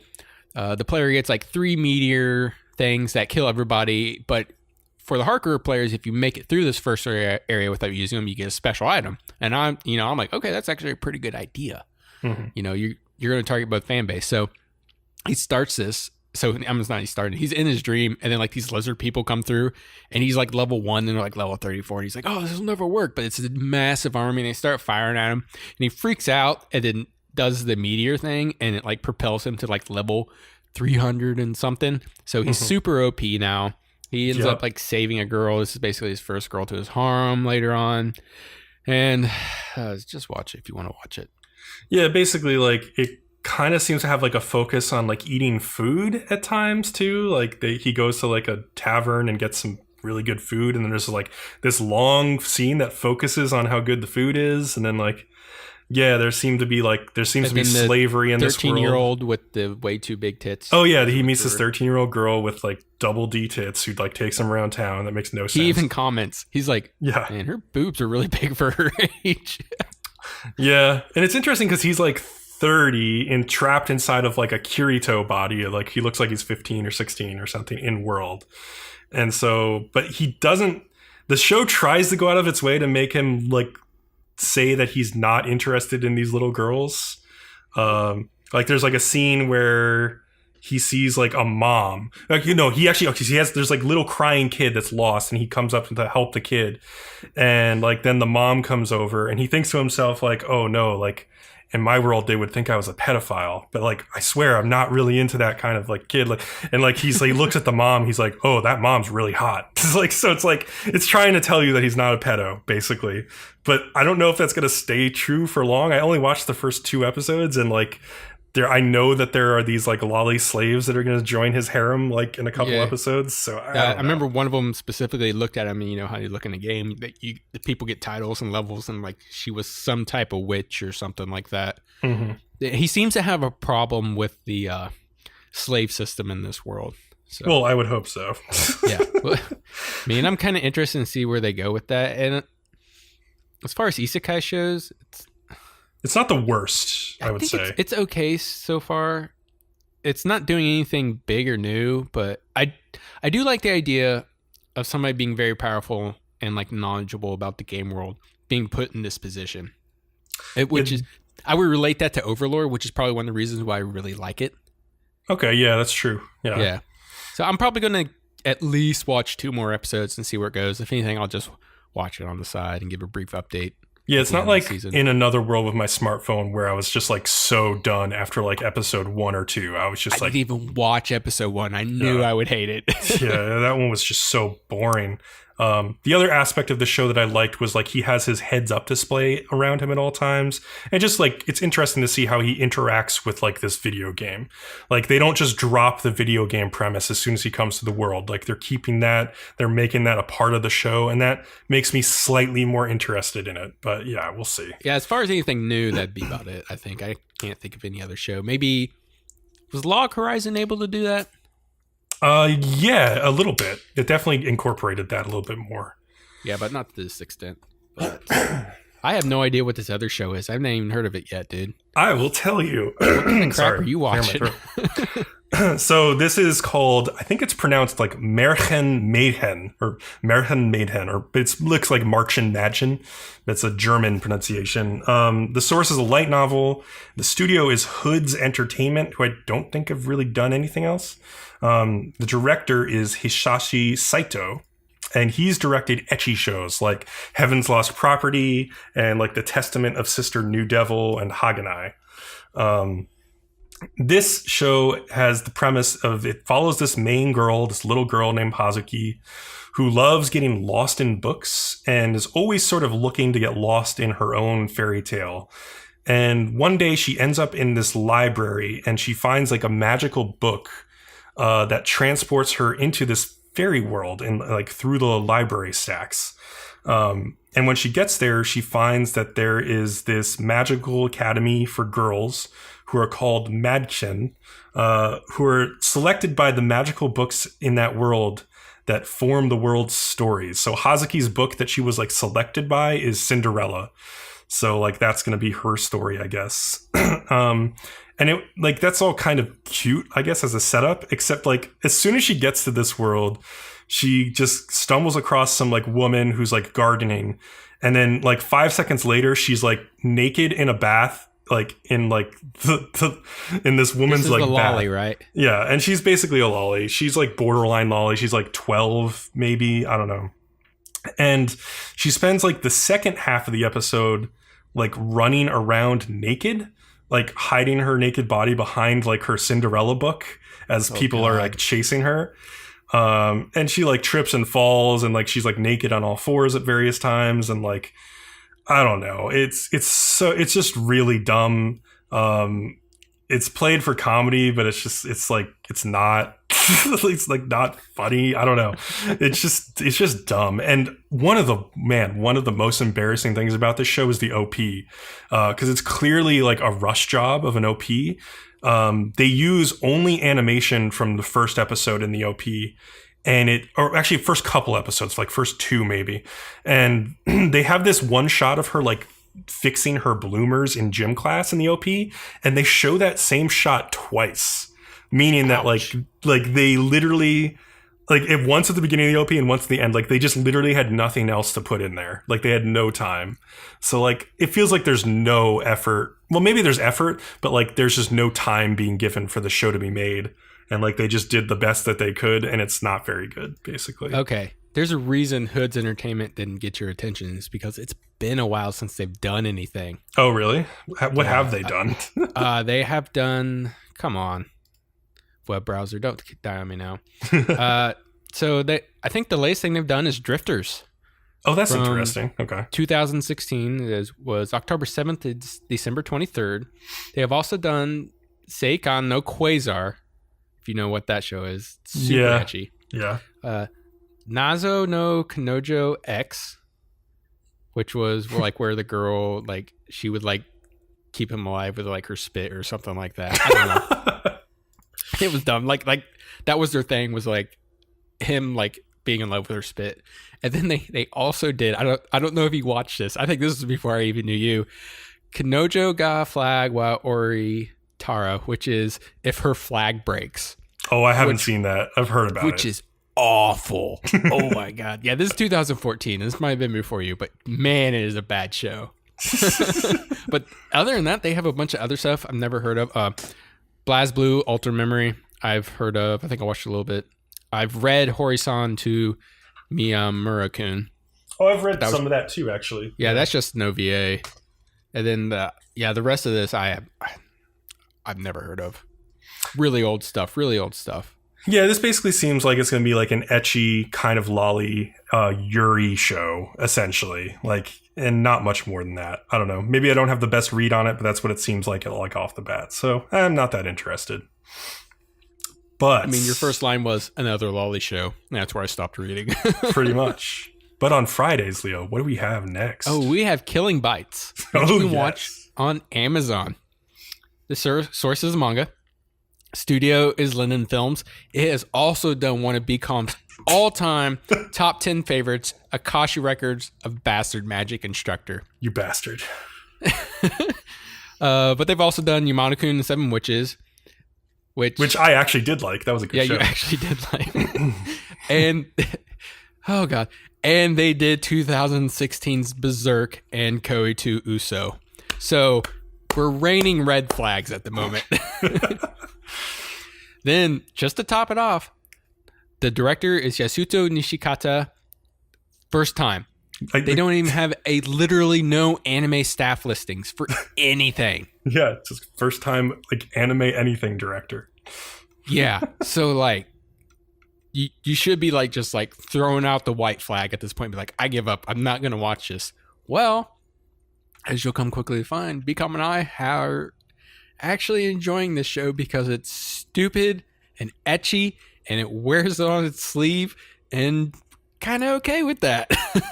Yeah, this is the kind of ecchi show I like, where it's just like so blatantly ecchi that it's like, I have to hand it to these people. So basically what this show follows is a young girl whose name BCom's going to look up for me. And it's a battle royale system. And everybody is kind of anamorphic, but what they call it in the show is a therianthrope. Basically, they can transform partially into, well, really what happens, the guys will transform into like a complete humanoid lion or a complete humanoid bear. But then the girls, will just get like, there's a cheetah. She'll just get the cute, sexy cat paws and tail and ears and stuff like that. And they battle and all that stuff. But the girl, our main girl here, Hitome. What? Yeah, it's Hitome. Oh, sorry. It's Hitome. You're right. Hitome. She is, what her thing is, part rat tail, which is weird because that's just another name for honey badger. They went with that. But anyways, there's like this huge global betting thing. If you guys heard us from Juni Taisen, you're sensing a pattern here. Yeah, it's like these four Zaibatsu who are like competing against each other. She fights this like Leo guy first off, and like, the honey badger is like super resilient and it goes up bigger creatures and stuff like that. She ends up beating Leo, who's supposed to be undefeated and like the king of everything. And then later on, she gets in a fight with a sexy porcupine lady who flashes this dude and then stabs him in like the leg with like one of her needles. But then, Hitome shows up, and saves him and whatnot. And yeah, and it's super ecchi. I mean, like Hitome's like in panties and a fucking half tank top. I mean, that's all it is. So she's also like really muscular too. She's a total badass. Like she could whoop your ass basically. It seems like. It started off on like the wrong foot for me because like she's basically in the back of a van and it's like she's about to be gang raped by like a bunch of this main character guys like friends, or they're not really friends. Almost rape scene I've ever seen in an anime. That's how it opens. Yeah, it's like literally opens on that, and it's weird because like she's struggling, like she can't like overpower them, but then she easily overpowers them at like the drop of the hat when she wants to. It was a kind of weird setup. I don't know. She was just showing like a ruse. I mean, she was letting them think they had the higher hand, but no. Yeah. And so like I guess I don't know if you said like she's like a genetically modified like human basically. Like so all these Zaibatsu have their own like animal people who like are all fighting each other. And like this show's just very simple. It's just like shameless fan service. It's going to show us a lot of sexy animal girls fighting each other and flashing their tits and panties like every 5 seconds. Since it's on Amazon, they showed full boobage. Oh yeah, I was surprised that like when I saw that in the first episode, like the porcupine girl at the end like flashes the main character, and it's just like, oh, like it's not censored at all. It's interesting. But yeah, one of the get away with that. One of the things that's legitimately hilarious about this show is when like the narrator will break in and be like, porcupines, they have needles and you can't attack them from behind. Or like when it's like, oh, the rattle, the honey badger is like the toughest hide of any animal on earth. It doesn't fear anyone. The narrator is just friggin' hilarious. Like, well, this is really funny because it reminds me of a manga I read called Arachnid. Mm-hmm. And it does the same thing, but all these assassins are portrayed from a certain creature, and when they get in battles, that's what they do. They're like, oh well, the wasp that they're named after is known for this, and all kinds of crazy stuff like that. Like it's on par, but I actually kind of enjoy Arachnid. That's cool. If they made that into a manga, we'd definitely be watching it. Oh, and if they made it into an anime, yeah. I am honestly enjoying this show, like, because it's so upfront about what it is, and like it's like decently well animated. The fight scenes are kind of fun. The main character is not too bad. Yeah, the choreography from the very first fight surprised me.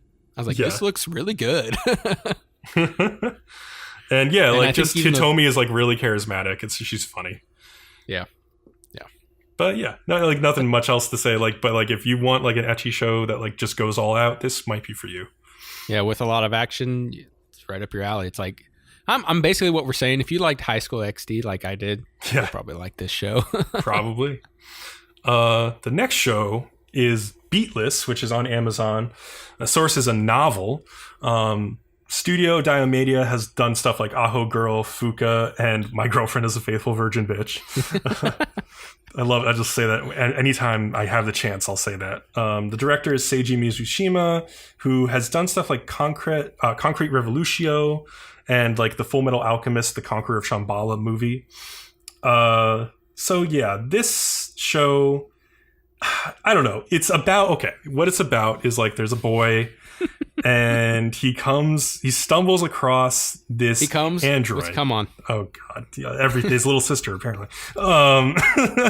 He comes across this android girl, which is called like a Hiei, Hie. And it's this apparently very special model. And god, I'm blanking on what her name is. Do you know her name? It's Lacia, right?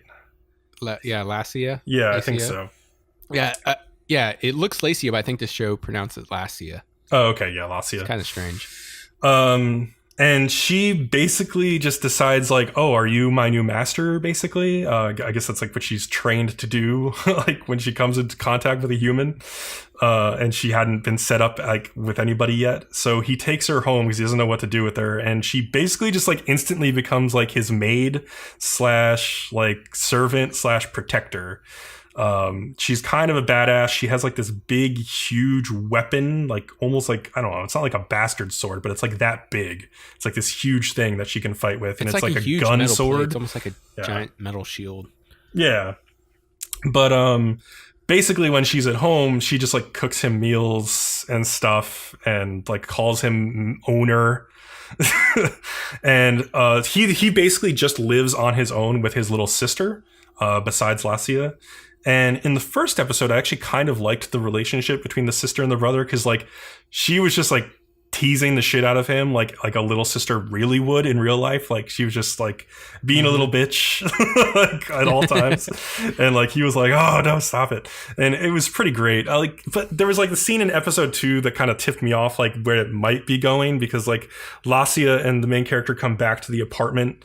And there's like this long establishing shot of like the sister's legs and butt and her like upskirt. And I was like, this happened a little bit in episode 1 also. But there's a little bit of an episode 1. Episode 2. Like any time in an anime where a brother is living alone with his sister without their parents, it's like, okay, I know where this is going, unfortunately. But yeah, besides flashbacks of Aramanga Sensei. Yeah. Episode 2 was weird though also, like because like Lacia gets a job as like a fashion model. I guess... As I told you, episode 1 and episode 2 could be 2 totally different anime. Yeah, it's weird because you like episode 1 definitely makes it seem like it's just going to be like a battle show of some sort. But like episode 2, yeah, like she gets a job as like a fashion model, and like he goes to like watch her as she's modeling. And it's interesting. There is definitely some resentment against these androids in this world because there are people out and about who like there's a weird incident where like she's doing like a signing or something at one point, and like a guy gets escorted away because he feels that because she is not human, he should be able to like fondle her or do whatever he wants. But we don't actually see him doing that. We just hear the manager talking about this situation. And I guess it comes up a lot. So it's something where like she may be in danger at some point, or she will probably bring danger to the main character just based on how like desirable she is. But yeah, there just seems to be a lot of tension because like these hieis are not like fully seen as real members of society, even though they're very humanoid. And there's a lot of people who are upset about like the jobs that they're taking over and stuff like that. There's also like this serial HIE killer out there also. Yes, there's some serial killer out there who is targeting HIEs. And then at the end of the episode 2, there's also this new HIE who's introduced, who's like got like a red color scheme. Like also, I didn't mention it, but this show is like blatantly meant to sell figures of these girls. Like it's so clear to me. Like they're definitely gonna be selling lots of merch of these two girls. Like they have decent like battle anime character designs. And yeah, I haven't seen beyond episode 2, so I don't know, but like that girl talks about Lassia like she's her sister, so they were probably designed by the same creator. And we also know that the main character's father is one of the head designers of the company that makes hieis, so he probably has something to do with it as well. Which is insane that they didn't already have their own. Yeah, it's kind of weird. Yeah, that's like, man, I don't even know how they're. I don't know. It's like saying your father, invented the Roomba and you don't have one. Yeah. He didn't give you one. Give me a break. It's very weird. Yeah. Yeah, but anyways, like the girls are really special. Like they're like these battle androids. They broke out of this facility, and there's 5 of them. And first episode they tell you what they are. So type 001 is called Koiki, that's the red hair girl. Type 002 is called Snowdrop, who we see a brief battle with in the first episode. Mm-hmm. Type 003 is called Saturnus, and type 005 is Lassia. At the time, we don't learn about type 004 this episode, so... Yeah, but I doubt I completely forgot about that scene. Yeah. Yeah. Thank you for writing that stuff down, because I would not have remembered. Yeah, but I doubt I watch any more of that. Yeah, so I don't know really where it's going. It seems like okay. It's like kind of inoffensive so far, but we'll see. I don't know. Do you want to take the next one? Ooh, I can try. Ito Junji Collection. Source is a manga. It's done by Studio Dean, who have done lots. And then director Shinobu Tagashiro, who did Diabolic Lovers, rated a 5.73 on Mal. And I watched that show. I did not watch that. The hate that you would have for the show, it'd almost be worth recording you watching this, because you would just, you'd be savage about how much you hated this show. Oh God. Okay. Maybe someday. But you did more research than I did, so. I guess I could talk about it. So Junji Ito is this, famous Japanese horror manga author, and this show adapts basically like 2 of his short stories per episode. I actually bought some of his manga before this season started. I bought Uzumaki, which is probably his most famous one. I bought Tomie, and I also bought a book of short stories called Shiver that they just recently put out. And I think a couple of those stories have actually already been adapted by the show so far. But he, as an author, specializes in like psychological horror and definitely like body horror. And he really just gets under your skin. And the artwork in the manga, at least, is really horrifying. As for the anime, I think it's been kind of hit and miss so far. It's a series of, like I said, like short stories each episode, where the first half is one story, the second half is a different story. So it's very episodic. The first episode started off with this really like goofy story about this like a goofy kid that like was not scary at all. But I guess that's just what Ito likes to do. He likes to poke fun at horror tropes while also telling stories that are like really freaking scary as well, psychologically. I think he's kind of trying to take you off your guard that first episode also. I think so. And like the episodes that have followed since then have been like a bit more traditional, but I feel like they've stayed with that formula where like the first half of the episode is kind of like a weird, almost goofy thing.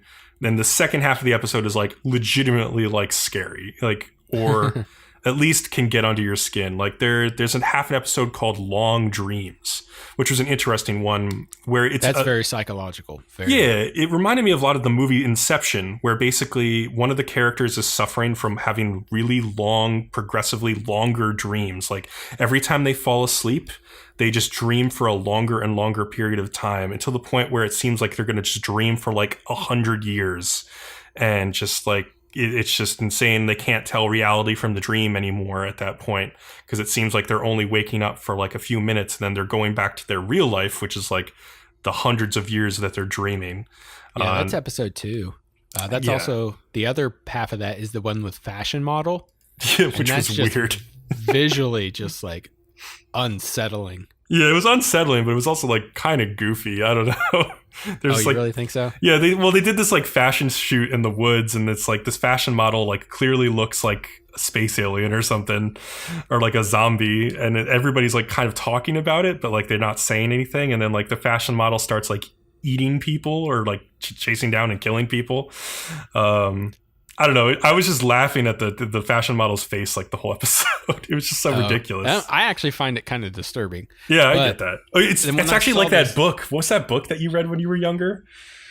That's exactly where I'm going, man. Scary Stories to Tell in the Dark by Alvin Schwartz. Yeah. Have you never read this? I still haven't read it, but like you're right. That face does look similar. Yeah, just if you write Scary Stories to Tell in the Dark and just do Google images, you will see some nightmare drawings. And like I read this very young age, so like that's why I know this is why I can tolerate horror like a champ at this point in time, because some of those stories, and it's basically the illustrations that like just like disturbed me as a child. But I would really like to do a background check into the creator of Ito to see if he was influenced by this book at all. Maybe, I don't know. So, okay, I'm sorry. The author is Alvin Schwartz. He wrote the stories, but it's the illustrator, Stephen Gamel, that really sets this book apart. Like, man, I just remember it just being so disturbing as I was a kid. Now, and like, I think I brought it up in the chat, and like, there was like 1 or 2 other people that were like, yeah, I read that too. It's some messed up stuff. Yeah, definitely. The illustrations are just like, they're so disturbing. And I feel like, and I think I saw a couple people say, you're like, man, it's not really doing the manga justice because the artwork is just not being translated well to animation. So I think it's okay. Like the more episodes I've watched, like especially later on, there's like an episode where these people just like come in contact with this object has like a bunch of holes in it, and then it curses them, and their bodies like start like becoming filled with holes, and it's like that got under my skin a little bit, like literally, like the whole thing is that's actually a whole oops, no pun intended, that's actually a whole like a psychological condition. Yeah, like it's like for whatever reason, people when they see that, it just makes your skin crawl. For sure. Oh, also just one last thing about Ito before we move on. I really love the OP. Yeah, the OP is pretty interesting. It's got some good music and weird visuals. I mean, I don't know what they're saying, but their lyrics, I mean, I've said before, like the voice is basically just another instrument in the band. Mm-hmm. And I just really like the way it sounds and how it's just rolling off his tongue. It sounds awesome to me. But that's it I got for Ito. Okay. Then the next show we've got is Hakata Tonkotsu Ramens, which is airing on Crunchyroll. The source is a light novel, and the studio is Satellites, directed by Kenji Yasuda, who has directed Macross Delta and Shugo Chara. And so, yeah, this show focuses on like a seedy city called Fukuoka, where a bunch of criminal elements are fighting behind the scenes for power against each other. And specifically, there's a bunch of like contract hitmen for hire who serve as like the assassins and like the main characters of this series. One is named Shanming Ling, who is a cross-dressing male assassin. And I don't know, like he rubbed me the wrong way at first. There's like a specific scene in the first episode that I thought was a little weird because like he says that he just likes cross-dressing basically as a man. So he doesn't darn it, where'd that word go? He doesn't see himself as a female though. No, he does not. And like he's out on the street and like he's walking around. He looks very convincing as a woman. And like he sees like some guys like checking him out and he gets really pissed off that they don't realize that he's a man. And I was like, that's kind of strange. Like you've gone to all of this effort to dress like a woman convincingly and then you're going to get pissed off that people see you as a woman. It just felt like, who is this person? Like who actually feels like this? I don't know. Yeah. I mean, if you dress up like a woman, you would assume you wouldn't be recognized as a woman. Yeah. But apparently that's not a saying. He just likes to dress like a woman, so he doesn't identify as a female. He does not. As a male. So I guess. But then in episode 2, we got like a little bit more, I felt like, information about why he cross-dresses. It seems to have something to do with like his long-lost sister. And this show is a little bit like something like Durarara in the sense that there's like a bunch of storylines going on all at once with different like elements of like the criminality in the city. There's this assassin killer who's going around killing hitmen. And then there's these various like hitmen agencies that are like, you know, targeting certain people for different reasons. There's this one guy who brings girls back to his like room and like rapes them and like kills them, drugs them, ties them up. But he's connected to like powerful people in one of these hitmen organizations, so like he's protected by them, and like these people underneath like have to cover up like and like keep bringing him girls and like cover up that the bodies like and stuff are like getting or disappearing, stuff like that. There's this guy named Zenji Banba who Shanming was supposed to kill. But Shanming is pissed at his boss for whatever reason for not paying him for a job that like he didn't complete the job, but like the person was killed anyway. But the boss was like, well, I'm not going to pay you if you didn't actually kill them. I think something like that. So when he's ordered to go kill this Zenji Bamba person, he gets to their apartment and says, I'm a hitman. I'm supposed to kill you, but you know what? I'm pissed off today. I'm like protect you instead. And Zenji is definitely a mysterious character as well. He has like he listens to like Shanming's story and he's like, you know, I could get you out of this. Like I have a whole bunch of money just sitting around. I have like 5 million yen. I could pay off your debts and all this stuff. And like at one point he like leaves the apartment to like go to like the batting cages and he has like this just bat bag over his shoulder. And it's very clear to me that like that bat bag could just as easily hide a katana in it. And we hear about this. I totally this. Got that too. Yeah, we hear about this hitman killer going around. So yeah. And also 5 million yen is only $45,800 US. Yeah, it sounds like a lot, but it's really not outrageous. Yeah, it's true. But yeah, like there's a lot going on in this show. It's fairly well animated, very well directed. And like I think, like you said though, like if you look away for a second, you might miss the plot because it moves at a pretty good clip. Yeah. You told me ahead of time, you're like, I don't know if I understand this world that well before I got around to watching it, and I watched it, and I'm like, I know why, because if you glanced over at Discord or looked at that quick message on your phone, you probably missed something. Probably, yeah. There's like a whole bunch of stuff I think I glossed over when I watched these first couple episodes. Yeah, but I'm really liking the show. It's very entertaining to me. I can't wait to see what next happens, especially with the huge cliffhanger on episode 3. Yeah, I think it's a really interesting show, and I've only seen the first 2 episodes, but I'm definitely keen to watch some more of it. Oh, that's good to hear. All right, you want to take us into the next one? Sure. Grancrest Senki. You can watch this on Crunchyroll. Source is a light novel. Studio A1 Pictures. Everything. They've done everything. Yes. Some really good ones they've done that I really liked was Erased and Interviews with Monster Girls. Director is Omata Shinichi. He has done Rosen Maiden, Sankarea, and Showa Genroku Rakugo Shinju. What? Yeah. Pretty interesting. Oh my, yeah. I actually could see some of his style watching Grancrest Senki. Some of the shots very much looked like profile shots from Rakugo. And I was like, oh, I see where that's coming from. It's very interesting to hear. So anyways, in this fantasy world, there are two major powers, the Alliance and the Union.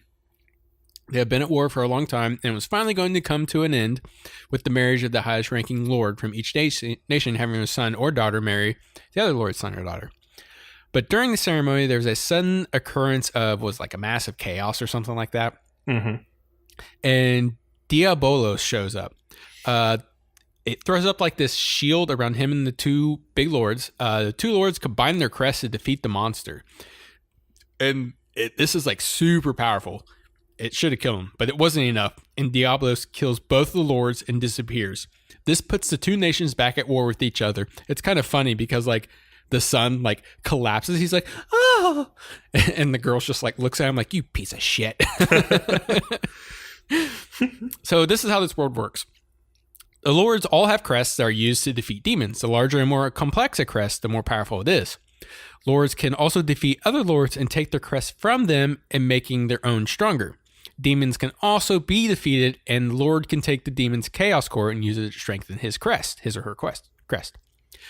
One of the main characters is Silica. Yeah, it's Silica, yeah. Silica, who is a genius mage. She graduated as a rainbow knight, basically meaning she has mastered all forms of magic. She contracts herself to a young lord named Theo, and the two quickly defeat a corrupt lord and take his crest, castle, and his domain. They decide with the Union, and that makes all the other territories around them their enemies. In episode 2, you get a good idea of what fights can be like in the show. I wouldn't say they're great, but they aren't bad either. There's a friend of Silica or whatever who has a friend named Ashella, and yeah. She's pretty cool and entertaining, and she's just like this crazed like battle person. Yeah, she's like a really dancer style of character, yeah. like RPG character, basically. But okay, so what really got me was this is a fantasy show that isn't completely drowning itself in lore or like a complex government or a complex way of like how magic and stuff works. It's pretty straightforward and it's interesting. I think I can stay on board with this one and see it through. There's still a wide cast of characters, but the show seems to be introducing you to them at a very manageable rate so far.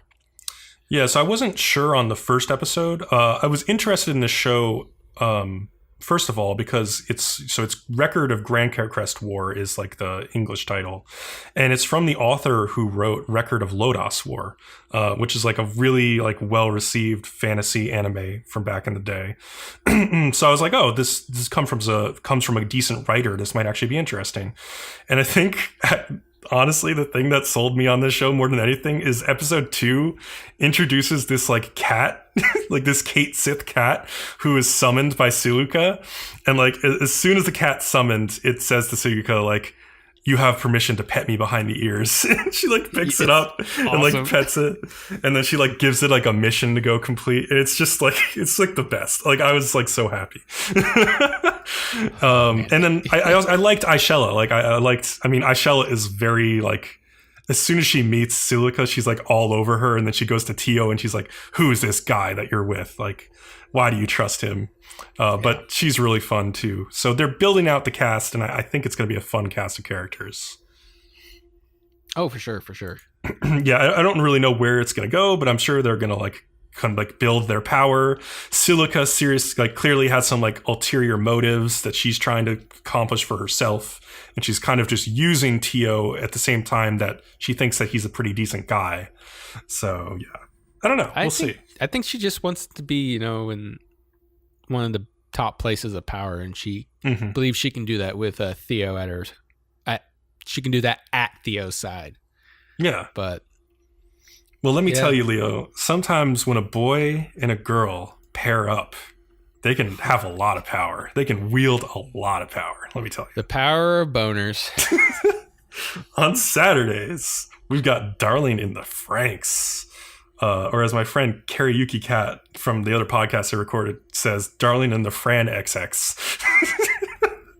This is airing on Crunchyroll. Yeah, yes, really. Oh my god. The source is an original, and it's from Studio Trigger, who are also collaborating with A1 Pictures. And I heard that A1 Pictures is mostly doing CGI work on this. I don't know if that's true or not. That's what I've heard. It does definitely look like a Studio Trigger show in style. The director is Atsushi Nishigori, who this is his first thing that he's directed other than the Idolmaster movie and some of the Idolmaster OVAs, which had great animation. But yeah, it's just interesting. So this is a mecha anime, and it is all about sexual awakening, like many mecha anime in the past have been. I had the good fortune of watching this with a couple guys who are really, really into mecha anime. And so when they saw this, they were like, oh, this is Star Driver. They looked at the mech designs, and it's like the exact same design as the one from Star Driver, the main mech in this. And it makes sense because the mech designer, or the mechanical designer working on the show, is named Shigeta Koyama. And he was also the mech designer for Star Driver and then a bunch of other projects like Gurren Lagann, Die Buster, Michiko and Hachin, and like Eureka 7, stuff like that. He was also the art director for Kill la Kill. So if you see a lot of Kill la Kill type influences in this show, it's one, because it's Studio Trigger, and two, because of that guy. I was going to say Studio Trigger. Yeah, obviously.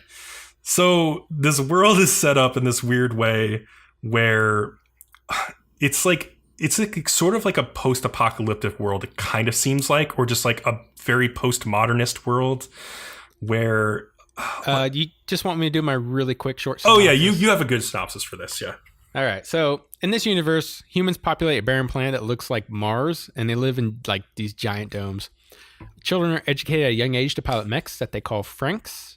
When they finally graduate, they're called parasites. They can only pilot these mechs in male and female pairs, and a boy named Hiro couldn't cut it and failed to sync up with his partner inside the FranXX. This also crushed his partner's dreams. At one point, he's outside self-loathing when he runs into a girl with pink hair and horns swimming. He instantly falls in love with her. Now, there are some rumors about her. They say that she ends up killing all her partners in the end. Basically, they can't keep up with her and they get injured and die. It's the day of the graduation ceremony, and only 4 pairs have passed. Hiro and his partner, Naomi, are on the platform to leave and go back to the orphanage. Naomi yells at Hiro and throws her suitcase at him and gets on, leaving him behind. As he waits for the next transport, a creature called a Klaxosaur appears and crushes his transport Naomi was in. It then attacks the colony, but a beast like FranXX attacks it and holds it off for a bit until it gets blasted into the colony right next to Hiro. Out falls a dead guy, and pink-haired and horned 02 looks at Hiro. That's her name, 02. Hiro decides he wants to go with her and help, so she pulls him inside and kisses him. This makes him pop a boner, and the FranXX powers up. Yes, I said the FranXX are powered by boners. They kick the Klaxosaur's ass before transforming into a more humanoid form of robot. And then Dr. FranXX then says, in the end, this is the true power of a FranXX. And then all I have to say about episode 2 is butt controls. Pretty much. So, you mentioned that one scene where like Hiro gets pulled inside the FranXX cockpit by 002, who you can also say as Oni, which means demon in Japanese. It was a weird scene, right? Because like she pulls him in and like he kind of like floats inside. Like it's a slow motion scene where he kind of floats inside of this cockpit. And I could only think of like, this is like a sperm fertilizing an egg. Like he's like the sperm entering the egg, and she's like, she embraces him and like kisses him, and like there's just so many sexual metaphors in this series. It's ridiculous. Oh God! Especially when you get to episode 2, because the way that these FranXX are piloted is the girls like basically interface with the mech, and the way they do that is they get down on all fours in front of the guy, and then there's like some controls around their like hips and butt that the guy holds on to. And there's like a status screen that comes out of like an exoskeleton attached to their back, basically, and it just tells them like the link status and like the status of the robot. But yeah, like literally it's like they're in doggy style while they're piloting these mechs, and it's really funny. And they like, even at one point, one of the other pairs, like the girl's like, ah, and the guy's like, stop making those noises. She's like, I can't. It's just like, good God, show. Yeah, and then there's like these flower metaphors where like the females are called the pistils and the males are called the stamens, and so it's all about like flower, like pollination, which are the literal sexual organs of the flowers. Exactly. I mean, yeah. Good God. So one of the interesting things I'll note is that in episode 1, when Hiro pilots the mech with what's her name, Oni or OO2, you don't actually see the inside of the cockpit, and he doesn't remember like much of like what happened when they were piloting. So I think he doesn't remember anything. Yeah, I think that she was piloting the mech and he was down on all fours.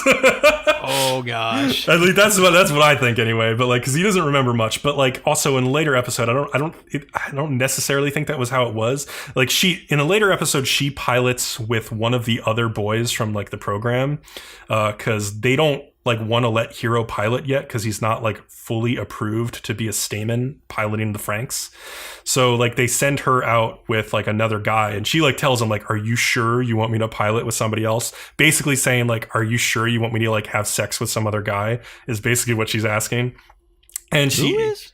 Oni, like the girl with pink hair, like says this to Hiro, like, are you sure you want me to pilot with this guy?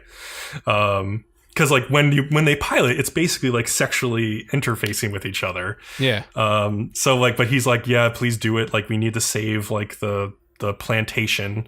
They live on this like post-apocalyptic plantation, and there's like an underground city underneath and everything. It's all very weird.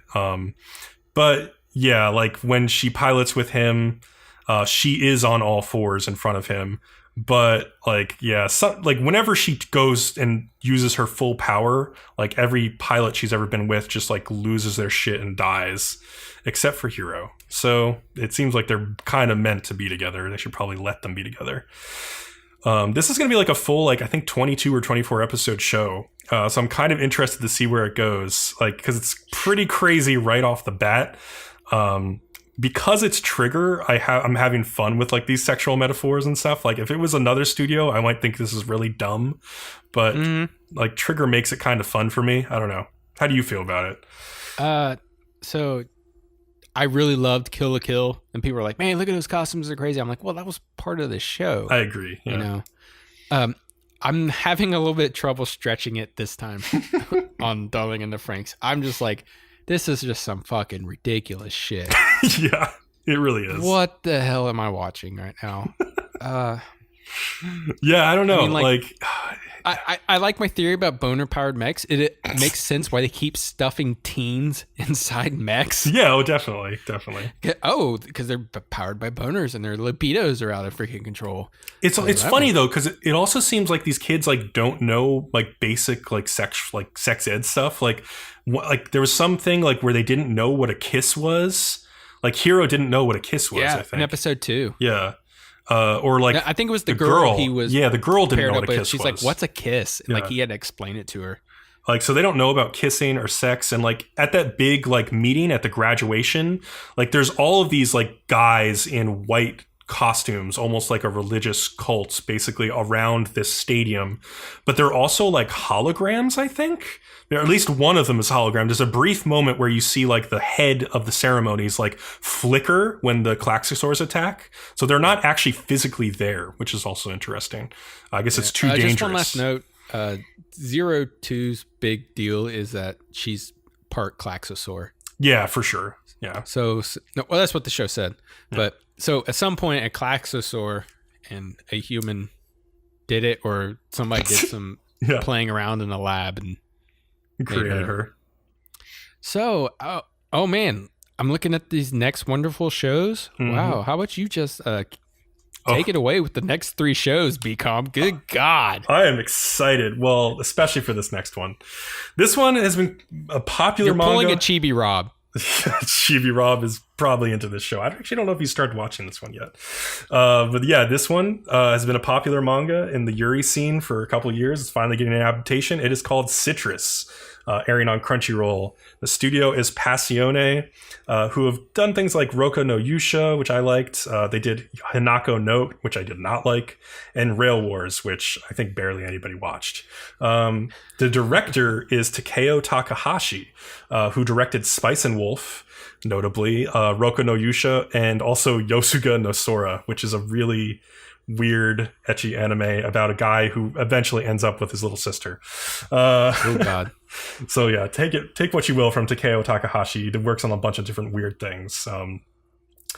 This is a Yuri show, and I mean that in the sense that this is a show made for guys who want to get off on watching girls do sexy things to each other.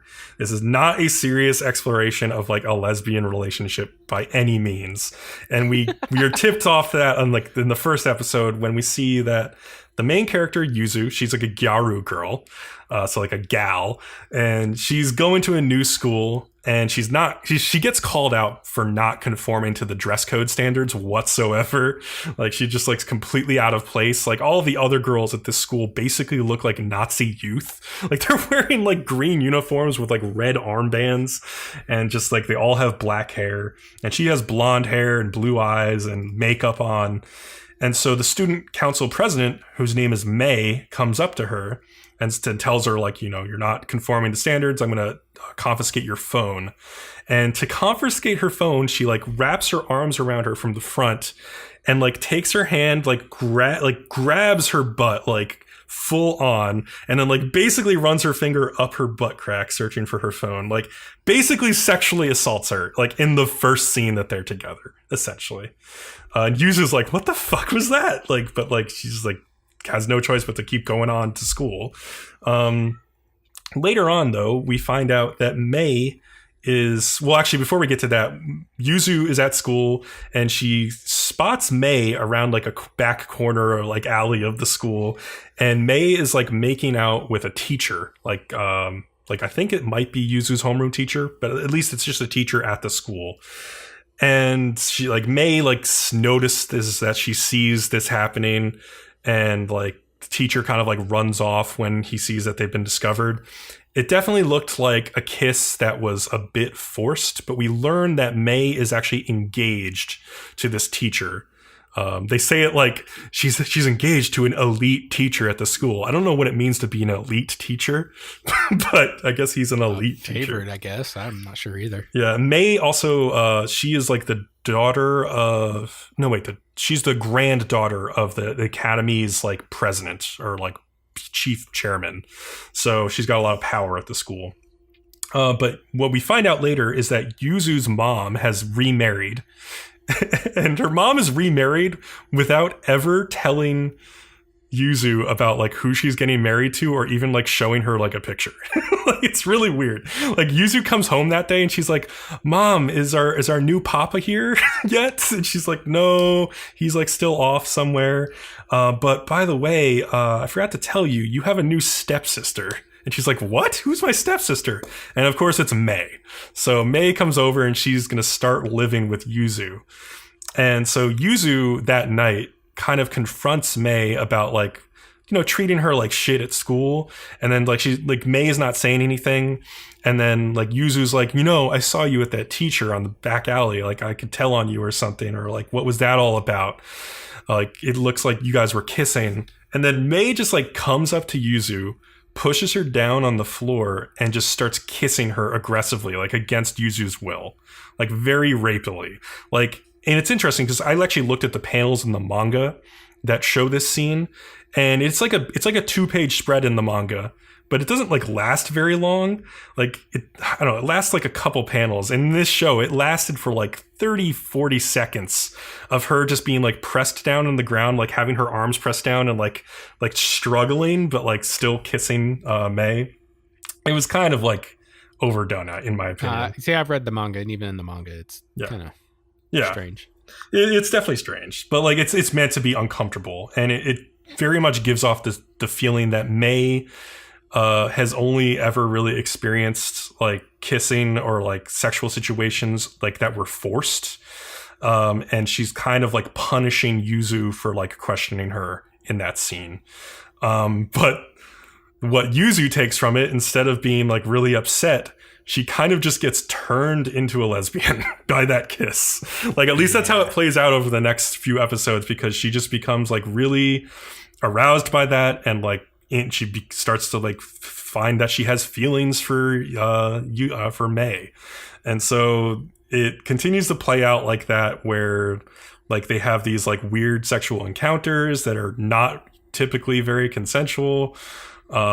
But the more it happens, the more Yuzu just like has the hots for May. And so it just plays out fairly trashily like that. And I think I finally got to like episode 4 the other day. They finally introduce another character, and it's another character who is rapey towards May. And it's just like, wow, this show is just obsessed with rapiness. It's crazy. Which is too bad. Like, it's definitely like a trope that in like some yaoi and some yuri stories, that like one character just basically like rapes the other character into loving them. Like, and it's just like, that's not how rape works. Like, it really is not. So I don't know. It's a very unfortunate aspect. Maybe. Oh, if you develop Stockholm syndrome. Yeah, Stockholm syndrome can work that way, but like then that works. But yeah, it seems like Yuzu will hopefully like discover how to like help May with her psychological issues over the course of the show. We'll see if that actually happens. It's decently well directed. It does have some terrible CGI at certain times. Like there's these shots of like the girls in the academy walking around that just look awful. But otherwise, it's a decently well directed show, which I think is part of why I'm like, I can't look away from the train wreck. It's like, I kind of want to see where this rabbit hole goes. So yeah, when you sent me your top 10 list, and I went, I thought you were hating citrus. Yeah, my original top 10 list had citrus like up there pretty high, and I think I've changed it around, but like I forget if it's still on there. Actually, I think it might be, just because like I think this is an interesting show to talk about from week to week because it's so ridiculous. But yeah, the next show though is even more ridiculous than that. It is called Pop Team Epic, which is airing on Crunchyroll. Its source is a 4-koma manga, and it's from this studio called Kamikaze Doga, who all they've ever made are these like 1-episode shorts that I've really never heard of. And the director, Jun Aoki, has also just directed like various quirky like 1-episode net animation shows. So this show is memes. Like, this is just memes, the show. Like, I think this would actually be impossible to like review from week to week, because the show is broken into like all these tiny segments, like kind of like Robot Chicken or something.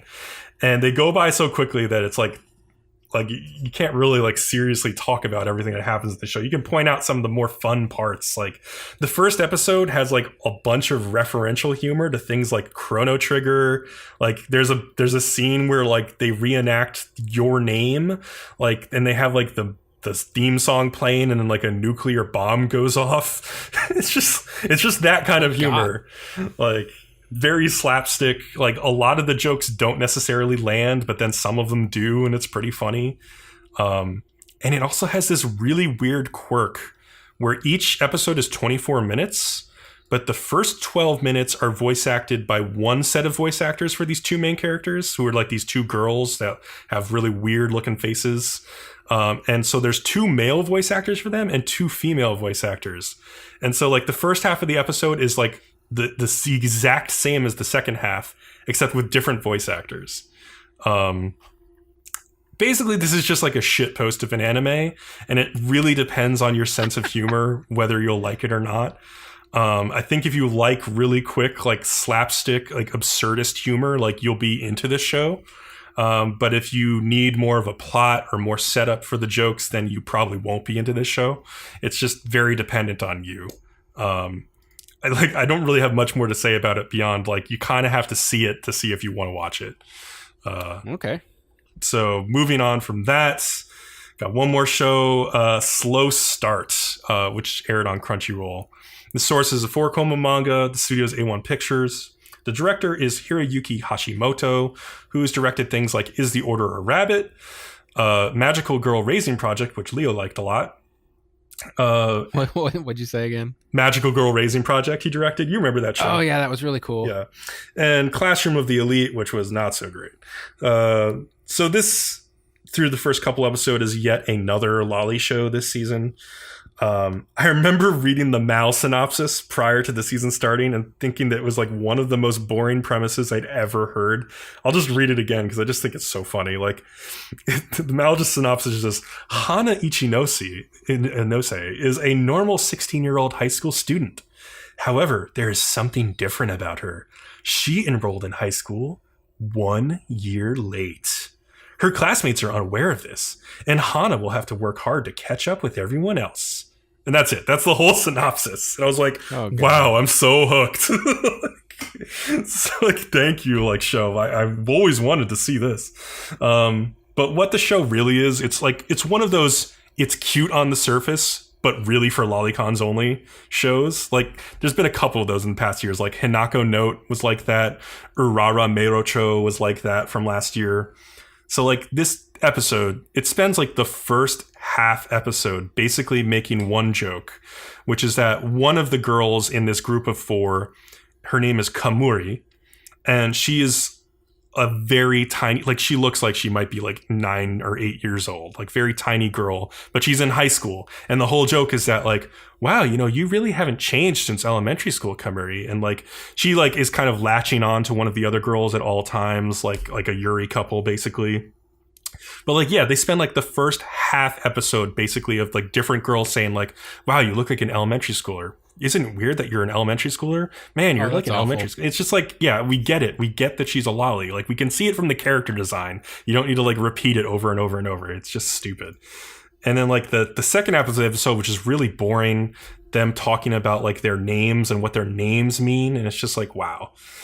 I don't know. So, like, I would say in the end, like, I haven't seen episode 3 on. I think I saw the first 2. But, like, you're really going to only be interested in the show if you're interested in, like, really cute lolly interactions. And, like, it's clearly going to, like, they're going to do, like, the stuff that they do in every lolly show. Like, they're going to have, like, an onsen episode. They'll probably have a beach episode. Like, that's basically what the show is setting up for, and not much beyond that. So, yeah. We have 2 shows at the end here that we're probably not going to cover this season, but I just wanted to make mention of them. One is Cardcaptor Sakura Clear Card-hen, which is on Crunchyroll. And of course, the source is a manga. It's from Madhouse as well, so they're doing that this season as well as Place Further in the Universe. And the director is one of my favorite anime directors, Morio Asaka, who directed the original Cardcaptor. He also directed my favorite anime of all time, Chihaya Furu.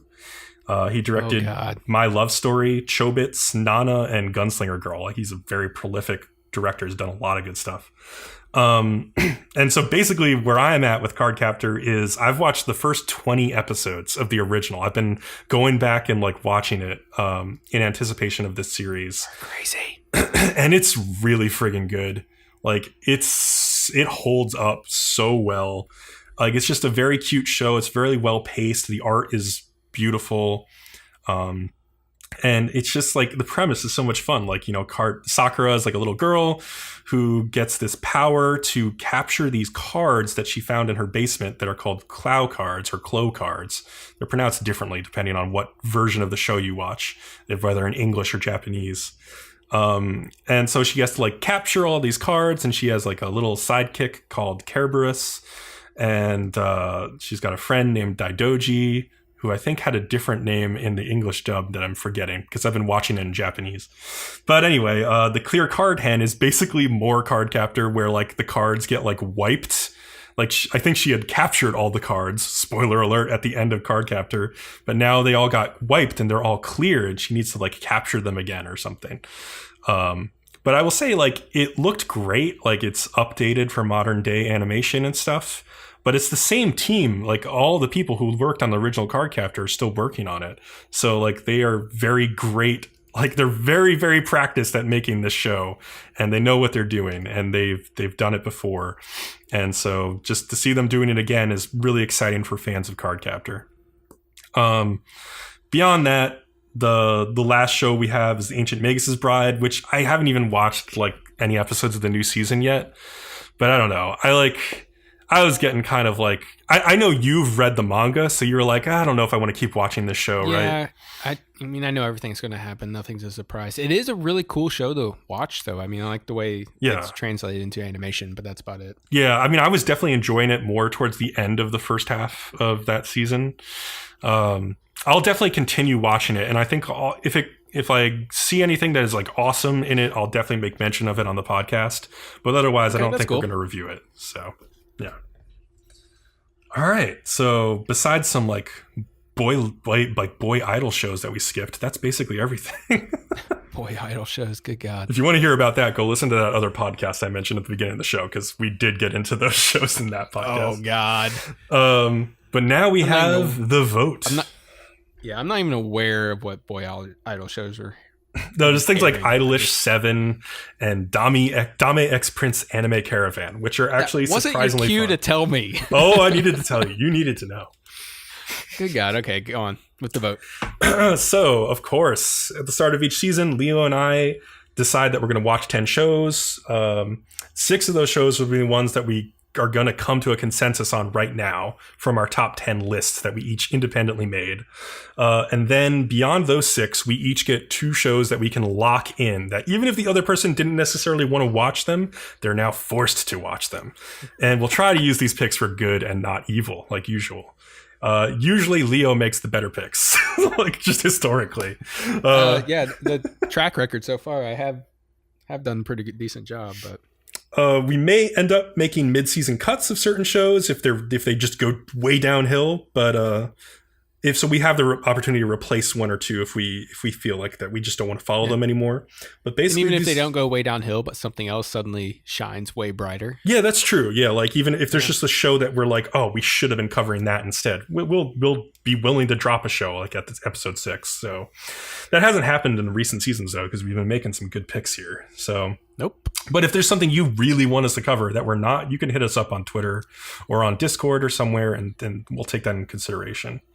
So, Leo, for this season, what were your top 10? Start from number 10. All right, number 10 had Darling in the Franxx. Like Nice. I said, that shows. Number 9, Violet Evergarden, which I've been finding boring, kind of, but I still just enough interest to keep me there to see what happens. Yeah. Number 8, Grancrest Senki. Really glad to get a fantasy anime that I am not completely confused by what's going on in the very first episode. My number 7 is Killing Bites, because, I like my ecchi combat. Whatever. 6, Skilled Teaser, Takagi-san. It's hilarious. I love these two. This two's a relationship. 5, After the Rain. Episode 3 convinced me. I love purple eyes now. Number 4, Mitsuboshi Colors. These 3 little girls are savages, and they are going to go places in the future. I was surprised that you had this so high up on your list, but I definitely understand it. Like, it is a fun show. I had to rank it by enjoyment. Yeah. I seriously enjoy that show that much. Mm-hmm.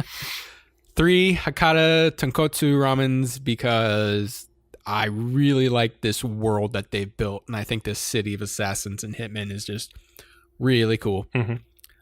Number 2, Laid Back Camp, because these 4 girls are awesome, and I can't wait to see more of the chemistry. And number 1, A Place Further in the Universe, because these 4 girls are awesome, and I can't wait to see more of their chemistry and awesome animating running scenes. Basically. All right. Yeah, what are yours? So my top 10, starting from 10, are number 10, Ramen Daisuki Koizumi-san. I love learning about ramen. Like, I love too, but I don't want to review it. It's true. I probably won't talk about it from week to week. Yeah, I mean, but it made my list because I enjoy watching it for the ramen. Like, I just love ramen that much. Number 9 for me was Mitsuboshi Colors, which kind of made my list late. Like, it wasn't on my initial list because I hadn't watched more than 1 episode yet. But after watching episode 2, I was like, yeah, no, I'm totally sold on this show. Like, I was worried that it was going to be like fan servicey, and it's really not. It's just really fun. Like, I think this show is basically could be aimed at like little girls in Japan, and they'd have a whole like really fun time with it. I don't know if their parents would want them to watch it, but I think if they did, they would get a kick out of it. Number 8, I've got Citrus on there just because it's a train wreck I can't stop watching. It's freaking hilarious. Number 7 is Kokkoku. because I just think that's got an interesting premise as well. And number 6, Darling in the Franxx, because doggy style. Number 5, Laid Back Camp. Just for the same reasons as Leo. Like, I think that show's really relaxing, and I just like the chemistry between the characters. Number 4, Skilled Teaser Takagi-san, which is basically the main like traditional romance that we've got this season, rom-com. Number 3, After the Rain, is the other romance, but God, it's nothing but traditional. But it's just so well done that I like it. I have it way up there because of how well directed it is. Number 2, A Place Further Than the Universe, which is basically tied for number 1 in my mind with number 1, which is Violet Evergarden, which I had, I think, at number 2 for a while. And then episode 3 came around and I was completely sold on the drama of that series. You surprised me with that one. Yeah, and just like, I love KyoAni, but like this animation is just like some of the, like, just look at their hair. Like, just look at some of the cuts of like Violet's hair moving around. It's just insane. Have you seen the animation in A Place Further Than the Universe? I have. And it's incredible too. Like, we're blessed with some amazing animation this season. Like, I'm really happy. So yeah, when we combine our top picks together, we have our top 6 with number 6, Mitsuboshi Colors. Number 5, Skilled Teaser Takagi-san. Number 4, Violet Evergarden. Number 3, After the Rain. Number 2, Laid Back Camp. And number 1, A Place Further Than the Universe. Yay! So those are the 6 shows that we'll each be reviewing, like, off and on each week. But now we have to decide on our locks. So, Leo, what show do you want to lock in first? This one's easy. Hakata Tonkotsu Ramens. All right, I'll be typing these in as we do this. All right. I mean, I really like it. You said somebody else really loved it, and you feel like you need to go back and rewatch it again or something. But yeah. So okay, that's your first pick. All right, for me, my first is going to be Darling in the Franxx. I have to see where this crazy Trigger show goes. I love Trigger, and I love Doggy Style. What can I say? All right, Leo, what's your next lock? Who doesn't love Doggy Style? Give me a break.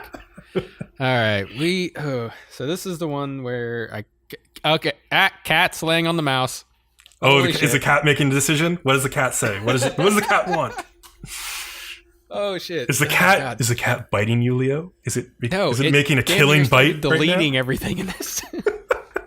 I was just trying to ignore it. Then she laid down on my hand on the mouse, and everything started clicking, and it was just a nightmare. Yeah, this is the one where I'm really kind of getting torn. Yeah, I could see you being torn between these 2 shows. Yeah, three ways, man. Oh, 3 ways. Killing Bites, Ito Junji, and Grancrest Senki. Interesting. And I'm going to go with Grancrest Senki because we don't even have a fantasy in this top 10 yet. No, I mean, there's not much fantasy. Like, I guess you could call Death March a fantasy, but there's not much fantasy this season. Yeah, but that's specifically isekai, so yeah. All right, I'm happy with that pick because I think Grancrest is interesting too. Yeah. Okay, now I'm torn between 2. I'm torn between Kokkoku and the meme that is Citrus. Because oh god, Kokkoku I think is going to be a better show, like 100%. But man, would I have fun reviewing Citrus every week. Making me watch a show that I already know what happens. Oh yeah, it's true. You have the perspective of the manga. Oh man. See, the thing about Kokkoku is I've watched like the first 3 episodes, and it's like fairly slow moving. Like, not a lot happens every episode. Like, so I don't think there's that much to talk about necessarily. But with Citrus, I don't know. There's so much to talk about. Oh god, let's talk about garbage. All right, I'm doing it. Putting Citrus. God damn it! I'm sorry, Leo. I'm so sorry. Kokkoku would be. I think this. I'm going to wash out on the side regardless. But yeah, I think I will too. It's just like I don't think there's quite enough there for me to review. I think it's an interesting show, but like I just don't know where it's going to go with its like stopped time stuff yet, and I don't know. I would have to see more before I would take it on. But there's always a chance we'll drop something halfway through, and Kokkoku will replace it. So, hey, we never know. So, again, our top 10 is Citrus, Darling in the Franxx, Grancrest War, Hakata Tonkotsu Ramens, Mitsuboshi Colors, Skill Teaser Takagi-san, Violet Evergarden, After the Rain, Laid Back Camp, and A Place Further Than the Universe. Is there anything else you would like to add, BCom? Nope. Just that we'll be back in like a week or two with our episodes on 3 and 4. Oh boy. All right, everybody. Thanks for listening. Remember to like, follow, and subscribe to us on YouTube to get updates on new podcasts or videos. And follow us on Twitter at Nerdom and Other for updates as well. We'll see everybody later. All right. Thanks for listening. Peace.